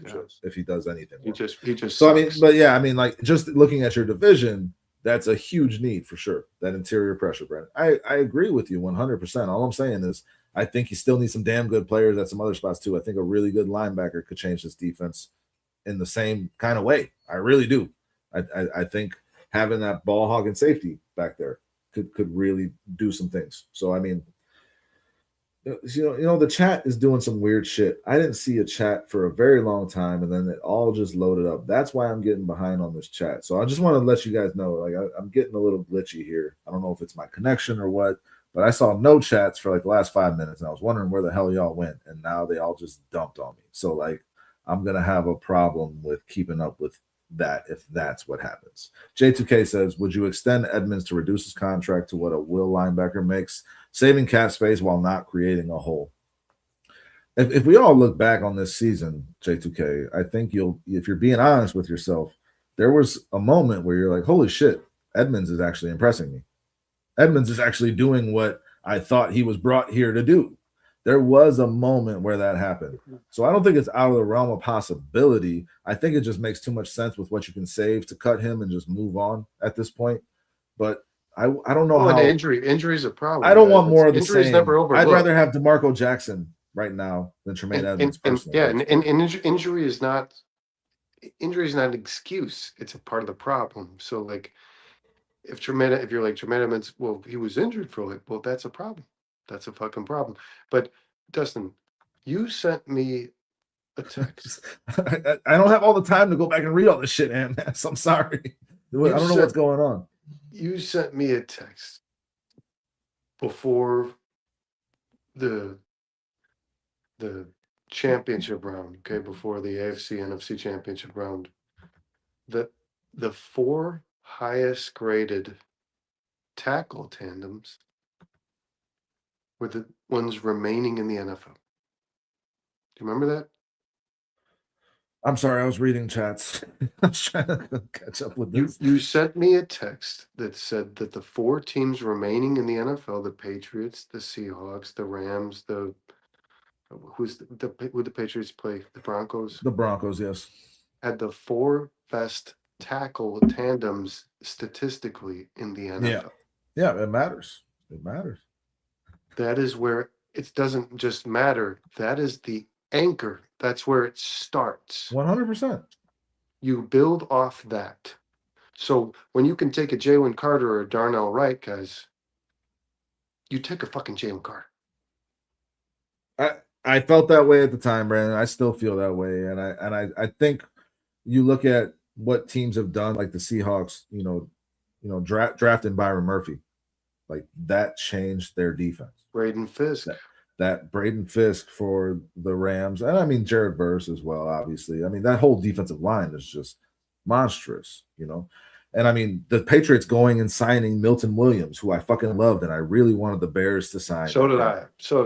Yeah. And every time he played, the teams couldn't run on him until the Super Bowl. Apparently, that's when that luck ran out, I guess. But Milton Williams was a damn good defensive tackle for that team every time he was on the field. And the Broncos' whole line was tremendous. Yeah, and one guy available out of that D line is Jonathan Franklin Myers, who I like at the defensive tackle position. If he's not too expensive, that's something that I think the Bears should look into. There are multiple ways to address this. I just keep going back to, Brandon, how much you've already invested in it and how much you've gotten wrong and how underwater can you get in terms of these contracts and the salaries and the assets that you're spending. You obviously got to do something. You got to fix this because it's not good enough. 5.5 yards per carry is not good enough. Just getting thrown up and down on, not getting after the quarterback, getting run all over, that you're not going to win games that way. As you just said, those 4 teams that were in there had 4 really good defenses. The Rams were the one kind of outlier. Their defense started to dip in the second half of the season. They started out really hot and came down, but they could still get that pressure. So, like, that matters. And to me, Brandon, it's the 4-man rush, not having to blitz to get the pressure. That is the key to winning in the NFL. It just is. Quarterbacks have the hardest problem with that. It always wins out. So they have to address it. And I think you kind of are in a position where you have to do it in the draft. So maybe Flex is right. Maybe J2K is right. You got to go tackle. You got to go edge tackle. You got to address this defensive line with these draft picks. Maybe they're right, Brandon, because I don't know how much you can spend in free agency or on trades. How good are your edges that you have on this team if you actually have some quality tackles? I mean, I can't stress that enough, guys. I think Booker's a really good player. I think Booker beats the average in the NFL in regards to getting home. The amount of time it takes to get to the quarterback, I would imagine Booker is well above the average. And Montez Sweat is a good player all around. Maybe not as much as a pass rusher as an all around player, but do the guys in the middle affect do the guys in the middle affect the results, the statistics that you see from Booker and Sweat? I think they have to. Yes, 100%. Yeah, I think that's where it fucking starts. I think you're right. I do. I think if you had a guy up who was shutting that pocket down up the middle, Sweat and Booker will get home. They have no problem with that. I think Sweat and Booker are probably thinking to themselves, God damn it, if this fucking guy didn't just get to step forward every fucking time, the ball would be in my hand. That's what I think. Flex says, is anyone else concerned? This is a big turn here, but he says, I think everyone is anyone else concerned about Rome like I am? The guy plays slow. He doesn't get behind corners, and he dropped a lot of balls. I personally would trade him. The drops are concerning. A lot of Bears fans are concerned about Rome Odunze. I am not as concerned. I'm concerned about the drops. That's it. I'm not as concerned as the majority of Bears fans. Rome's a great player. I think Rome is going to just get better. I really do. And I think the injury played a big part. He's got to catch the ball. Him falling off this past season. But yeah, no, he 100%. When that ball hits you, the thing that concerns me the most with Rome is like Caleb consistently looks for him when he gets out of the pocket. And it's always those boundary throws where it's like you got an inch of grass there that you can get your feet down and catch the ball. And your number one receiver, your go-to guy, the guy that Caleb goes to there, needs to come up with that. And it's like Rome never does. he never catches that ball, and that's concerning. He's made some great catches though at the same time. I think Rome is going to get better. I am not as concerned as you, Flex, but a lot of Bears fans are, man. I feel good about Rome. I'm not concerned about that. Whatever all the other criticisms you had, but like lucky guy 930. Never seen him. What's up, lucky guy? Bring us some luck, bro. Draft. That's for you, bud. Lucky guy 930. Hit that like button. Draft. Subscribe. So I think Lucky's implying that this got to build through the draft. This defense can be fixed in the draft. Flex says, I watched some Rome clips from Washington a week ago. Rome is so stiff now. I don't know what happened. That's a good point. Like he does seem different in terms of his fluidity, just in terms of what he did at college, even in what he did. Even last year of college, yeah. Even last year on the Bears, he wasn't getting targeted enough, but he was getting open an awful lot, getting behind corners. I mean, I don't know, man. Lucky says, forget about those old pass rushers. I think Rome is in for a damn good season, and I feel like the Bears are in good hands with Rome, Luther, and DJ in that receiving room. And I like Jade a lot too, as you brought up. I think if you're getting rid of a receiver flex off of this roster, and we've outlined the case already, DJ Moore is 10% of your cap space this upcoming season. He is the guy, and he had 50 catches. I think he is the guy that you don't want to pay $28.5 million to get. No, and if you're looking at that, man, because that number just comes down to that for me. If you guys, I love DJ. If you pay attention to the business side of this stuff, like Jamar Chase is like 15% of the cap. Rome is more focused on the fro. Jamar Chase is like 5% more of his cap than DJ Moore. That's a problem, guys. That's a fucking problem. I would bet you anything that Chase and CeeDee Lamb and Amon-Ra, these guys are only 4 or 5% more of their cap than fucking Rome is, or than DJ is. That's a problem, guys. I love these comments. He's not playing to that level. DJ is the odd man out in my mind, just because of his contract. That's what it comes down to for me. The extension really turned into a negative right now when you're looking at the roster construction. When the fact that you had Luther Burden fall in your lap, that hurt DJ Moore in that extension as well. And ball out before the foot injury, he was getting open. He's talking about Rome. He had one of the highest passer ratings versus man coverage. Fuck yeah. I mean, he was killing it. Rome is a freak. Rome led the league in touchdowns after 4 games. Shut the fuck up about him being slow. He got hurt, Prophet says. That's what I've been saying. I feel the same way. Like that foot injury clearly affected him. Prophet, shut the fuck up. He said, "Shut fuck the up," actually, but it's cool, Prophet. I edited it for you. I fixed it.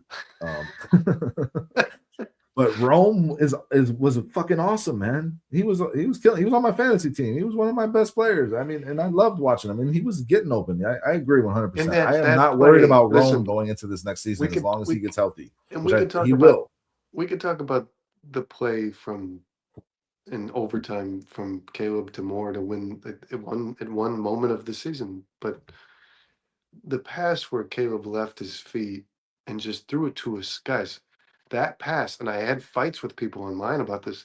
The pass against the Packers where Caleb just threw it to a spot. You mean this one? Are you talking about this one? Yes, he threw that ball to a spot. He didn't throw the ball. He threw it to a spot. Good receivers track those fucking balls down, and that's what the fuck Rome did. And Rome is a ball tracker. For sure.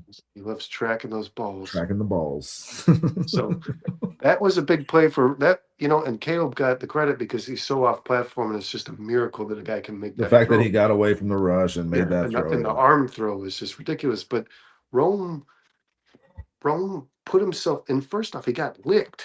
Do you remember that? Yeah. He got fucking licked on that play. Like it was on the boundary. He had to adjust his entire body to go get that ball. He turned his whole body around. It was a fucking Rome knew he was getting the biggest spot of the game. Yeah. Yes. Rome knew he was getting killed catching that pass. He knew it. And Rome ran all the way across the field on that play, Brandon. He started on the opposite side of the field. But a quarterback can only make spot throws. And I've tried telling people this, like, there was a guy who said, a Packers fan who said like that was supposed to go to a different receiver, and Rome just happened. I said like no, that wasn't. I said that wasn't going to anybody specifically. Caleb was in desperation. He was under duress, and he threw the ball to a And spot. Rome came up And big. Rome fucking Yes. got there, guys. Yes, Rome got there. From the other side of the fucking field. Yeah. So Yeah. I love Rome. I love Rome, and I think he's got the I am not potential worried to about him, still guys. be who he was To drafted. answer your question, I am not worried about him. I know a lot of people are. I'm not. I'm so not worried about him that I am all for trading DJ Moore, a guy who I like a lot. But I just think in terms Cliff of your says, roster construction, Shut up the fuck. what are you talking about? Yeah. In terms of your roster construction, DJ just becomes the odd man out. It just is what it is. And I mean, if you can get something for him and offload that contract, I think it makes just too much sense personally. And I'll be sad to see him go, but I'll feel really good about a receiving core of Luther Burden, Roma Dunze, Jade Walker, and maybe another guy you draft or sign, or if you re-sign. I hope they don't re-sign OZ, but they might. I keep hearing that that's a possibility. Like, It's gonna be cheap. I still feel really good about that receiving core without DJ Moore on it. Yes, obviously it would only be if the Bears benefit. If they get a draft pick and get rid of all that cap, that's an immediate benefit, Cliff. 100%, right? Like if you get off of all of that cap that you're currently owing to DJ Moore and get a draft pick in return, or somehow we all think it's kind of bullshit pie in the sky, but somehow get Maxx Crosby in return, how does that not benefit the Bears? I think it just benefits the Bears if you trade them just straight for a pick. Well, if it's like, let's remove DJ Moore from it. Let's remove the Bears. I agree, Let's remove your passion. Let's remove your love. Let's remove your. I thought about wearing my DJ Moore Packers Cats shirt because, like, I knew this was gonna happen. Like, let's remove DJ Moore's name. Let's remove the Bears name in general, guys.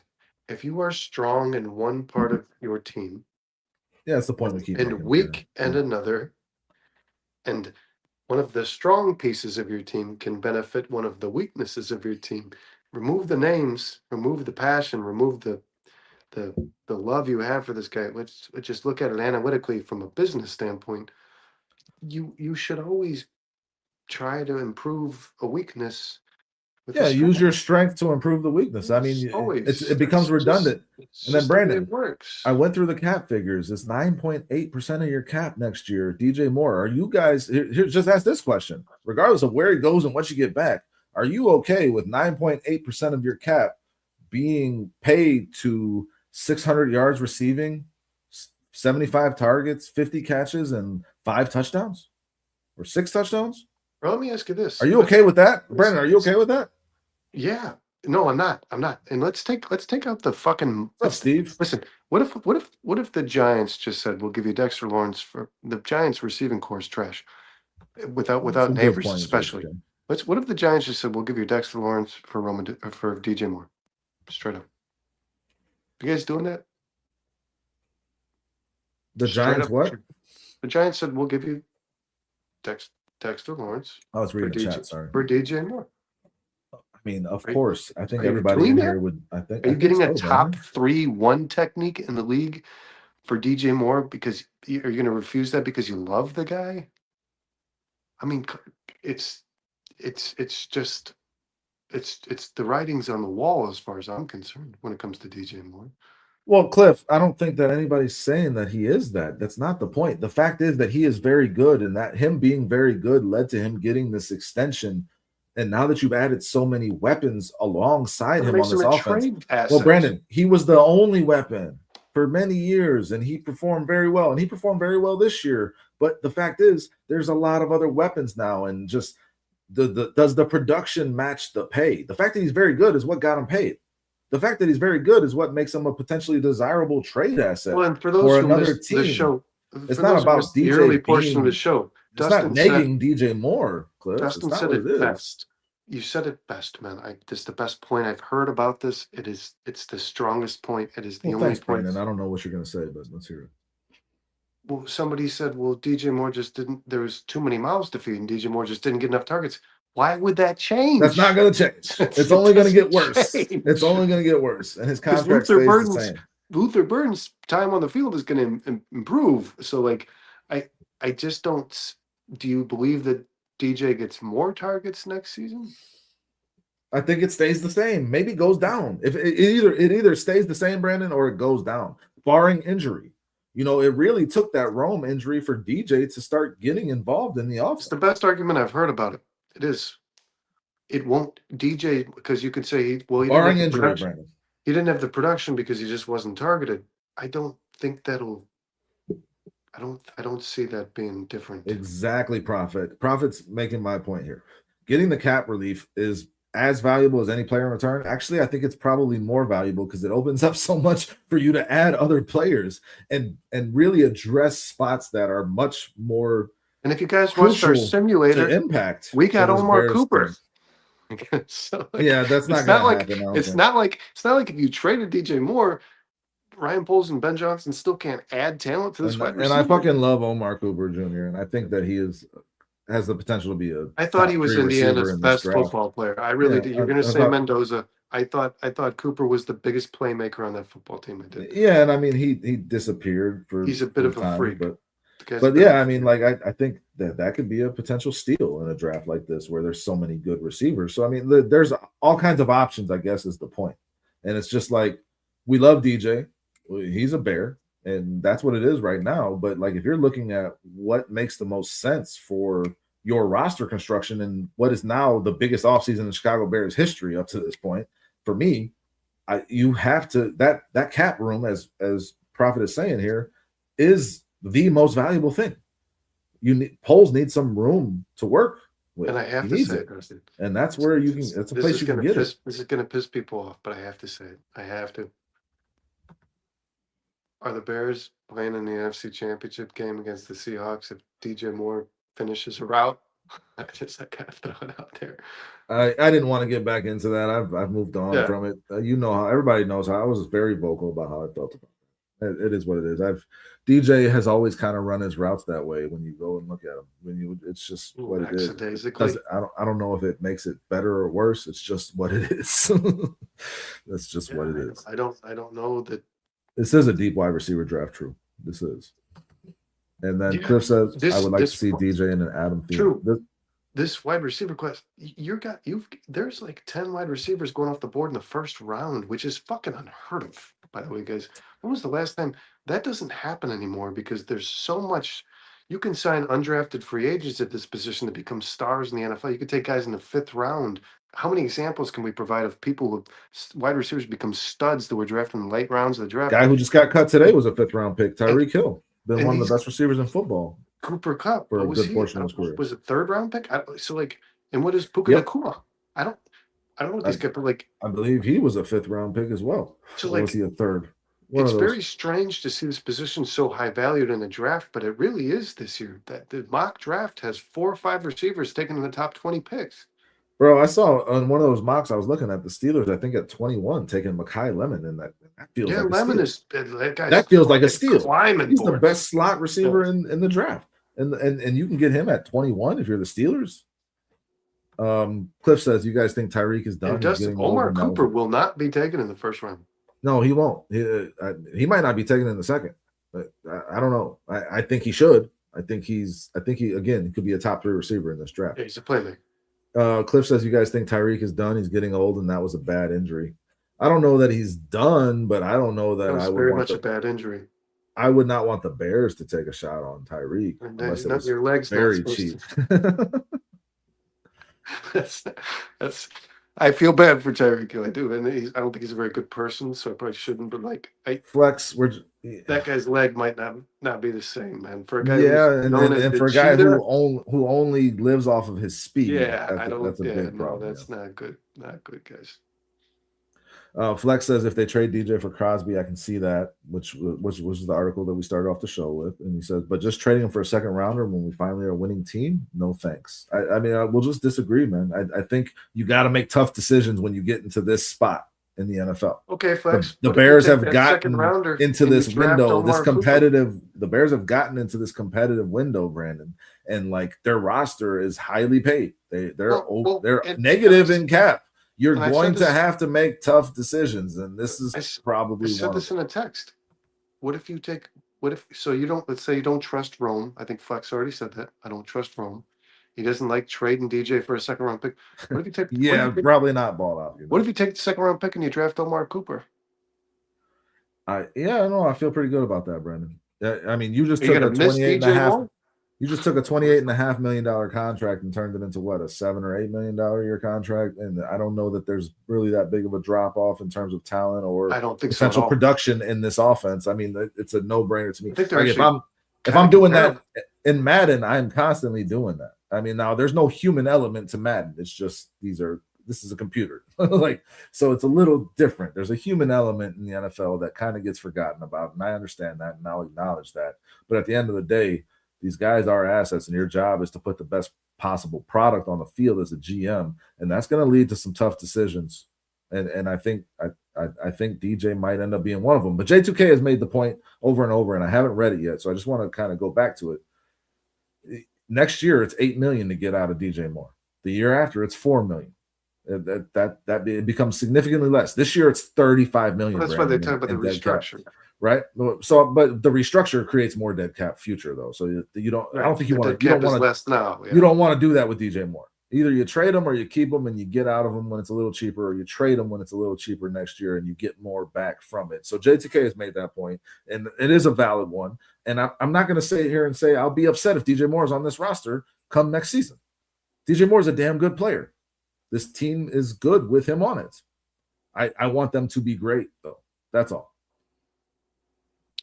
And I think, yeah, I like Bryce Lance a lot too. And listen, this has nothing to do with DJ Moore, guys. Analytically, you're right. Luther Burden is one of the best receivers in the NFL via analytics. In terms of yards per route run, separation, all the shit that matters. Yeah. So, like, when it comes to Luther Burden versus DJ I Moore, want more of that on the field. Yes. He's blowing DJ Moore out of the fucking water. I want more of Luther Burden on the field. 100%. Luther Burden analytics is way better than DJ Moore. And Roma Dunze, Brandon. And Roma Dunze. Yes, absolutely. And I'm thinking, is Rome your number 2? Is Luther Burden your number 1? And if he is, I still want less of DJ Moore. No matter what way you look at it. Guys, Luther Burden's a better player than DJ Moore. J2K says Burden is one of the best wide. Yeah. J2K says Burden is one of the best wide receivers per my eyeballs. Absolutely. The eye test? Yeah. Are you kidding me? When the guy catches the ball, he breaks people's ankles like he's playing fucking basketball. I mean, seriously, this dude is every yard he gains, he earns. He's breaking ankles. It's amazing. No, and listen, Ball Out said I just want to get to a couple chats. We're gonna get out of here very soon. We're out 2 hours, man. So Ball Out says I'd like a late round speedster wide receiver to stretch the defense. That's what's missing out of the room. I agree 100%. True agrees as well. That some speed in this receiver room, so to stretch the field, that would be a welcome addition. Cliff says this, and I just wanted to comment on this. He says, I see this as a build year. DJ could be a solid vet fill-in for a year. Following year is when Bears win the Super Bowl. The Bears were a play away from being in the NFC Championship this year. And you're going to pay Caleb next year. And Caleb, the Bills coming due on Caleb. I disagree wholeheartedly with this sentiment. I just do. And I'm sorry, and we can agree to disagree, and that's okay. People were saying that last year. Exactly. Exactly. We weren't in a position. Why would we go draft? Why would we go trade for Myles Garrett? We're 2-3 years away from the Super Bowl. We were one play away. If that play gets made, we're in the NFC Championship because we're going to get a field goal. That's where the Bears were, guys. Let's not sell ourselves short here. That's a huge point that needs to be made, and I don't understand why more people don't feel this way. The Bears are not 1 year away. The Bears were here this year, and next year they have a chance to really compete for a fucking Super Bowl if they do the right things in this offseason. This offseason is huge. I am attacking it aggressively. I'm going all in as if I want the whole pot. Well, and that's how I am attacking this offseason. Let me say this. That's where I'm at, guys. That's all. If there's coaches that I can compare Ben Johnson to based on the year that I've watched. Of course not, Cliff. We love you, Cliff. I think, Cliff, I love you to death, bro. Love you to death. Always come back. Always speak your mind, guys. Yeah, Cliff is the man. Always, we will disagree. We will agree. Always speak your mind. But Ben Johnson. I'm just very passionate about this. Like, I feel like that there has to be some very aggressive mentality Ben Johnson with this is comparable to me to Sean McVay and Kyle Shanahan. Those are the two coaches that I would compare Ben Johnson to. Those guys have gone to Super Bowls, guys. The Bears are not a year away from anything. The Bears can be whatever the fuck the Bears want to be next year because Ben Johnson, the guy who's in charge of it, is a guy who's going to take you to Super Bowls. Yeah, and so is That Caleb Williams, I Brandon. believe. And so is Caleb Williams, and we didn't But even even touch on him. even if it Even if it was Tyson Bagent, Jimmy Garoppolo went to a fucking Super Bowl with Kyle Shanahan, right? Yeah. Like, but that's kind of my point, Brandon, is like if Kyle Shanahan did that with Jimmy Garoppolo, what the fuck is Ben Johnson going to do with the most talented quarterback in the NFL? We're going to go to Super Bowls, guys. Caleb Williams and Ben Johnson is the key to this. And we wanted to touch on Caleb tonight. We didn't get to, but like when you just think about that, you have the coach, you have the quarterback, and it's only going to get better. Their relationship's only going to get better. The way that they work together is only going to get better. Caleb's going to improve just on the strength of, Ben fine-tuning his game, because all those things were getting done in this season. He took less sacks. He was better pre-snap read. He was better with ball placement. He was better with the deep ball. He was still really good at not turning the ball over. His footwork will get better, and sometimes you don't want it to, because his footwork is what leads to these miraculous plays. Like Caleb is only going to get better, guys, with working with Ben Johnson in another full off. And Ben Johnson's going to take his team to a Super Bowl. We are not a year away. The time is now. Chicago Bears, the time is now. We weren't a year away last year. That's where I'm at. That's all. We weren't a year away a year ago. I think that's a great way to end the show, Brandon, unless you got anything else.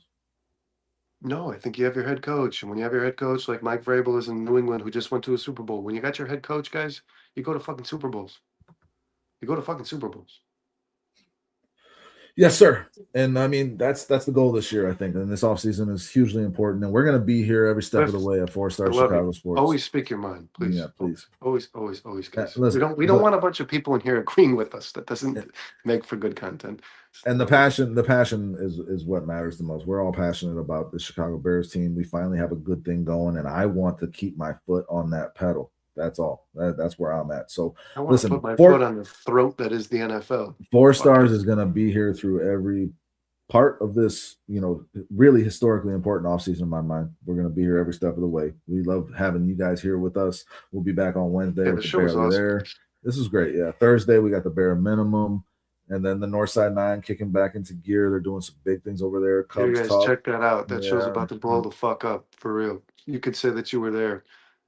Northside 9, that Cubs show. Yeah, J2K, I didn't even bring up the fact that he was great in play action, great under center, which no one thought he could do. Keep him in shotgun because that's where he's comfortable. Ben Johnson made him uncomfortable all fucking year, and Caleb just got better within that discomfort. He thrived. So, again, yes, this is the time to me, guys. This is the time. And we're going to be here every step of the way. 4-Star Chicago Sports.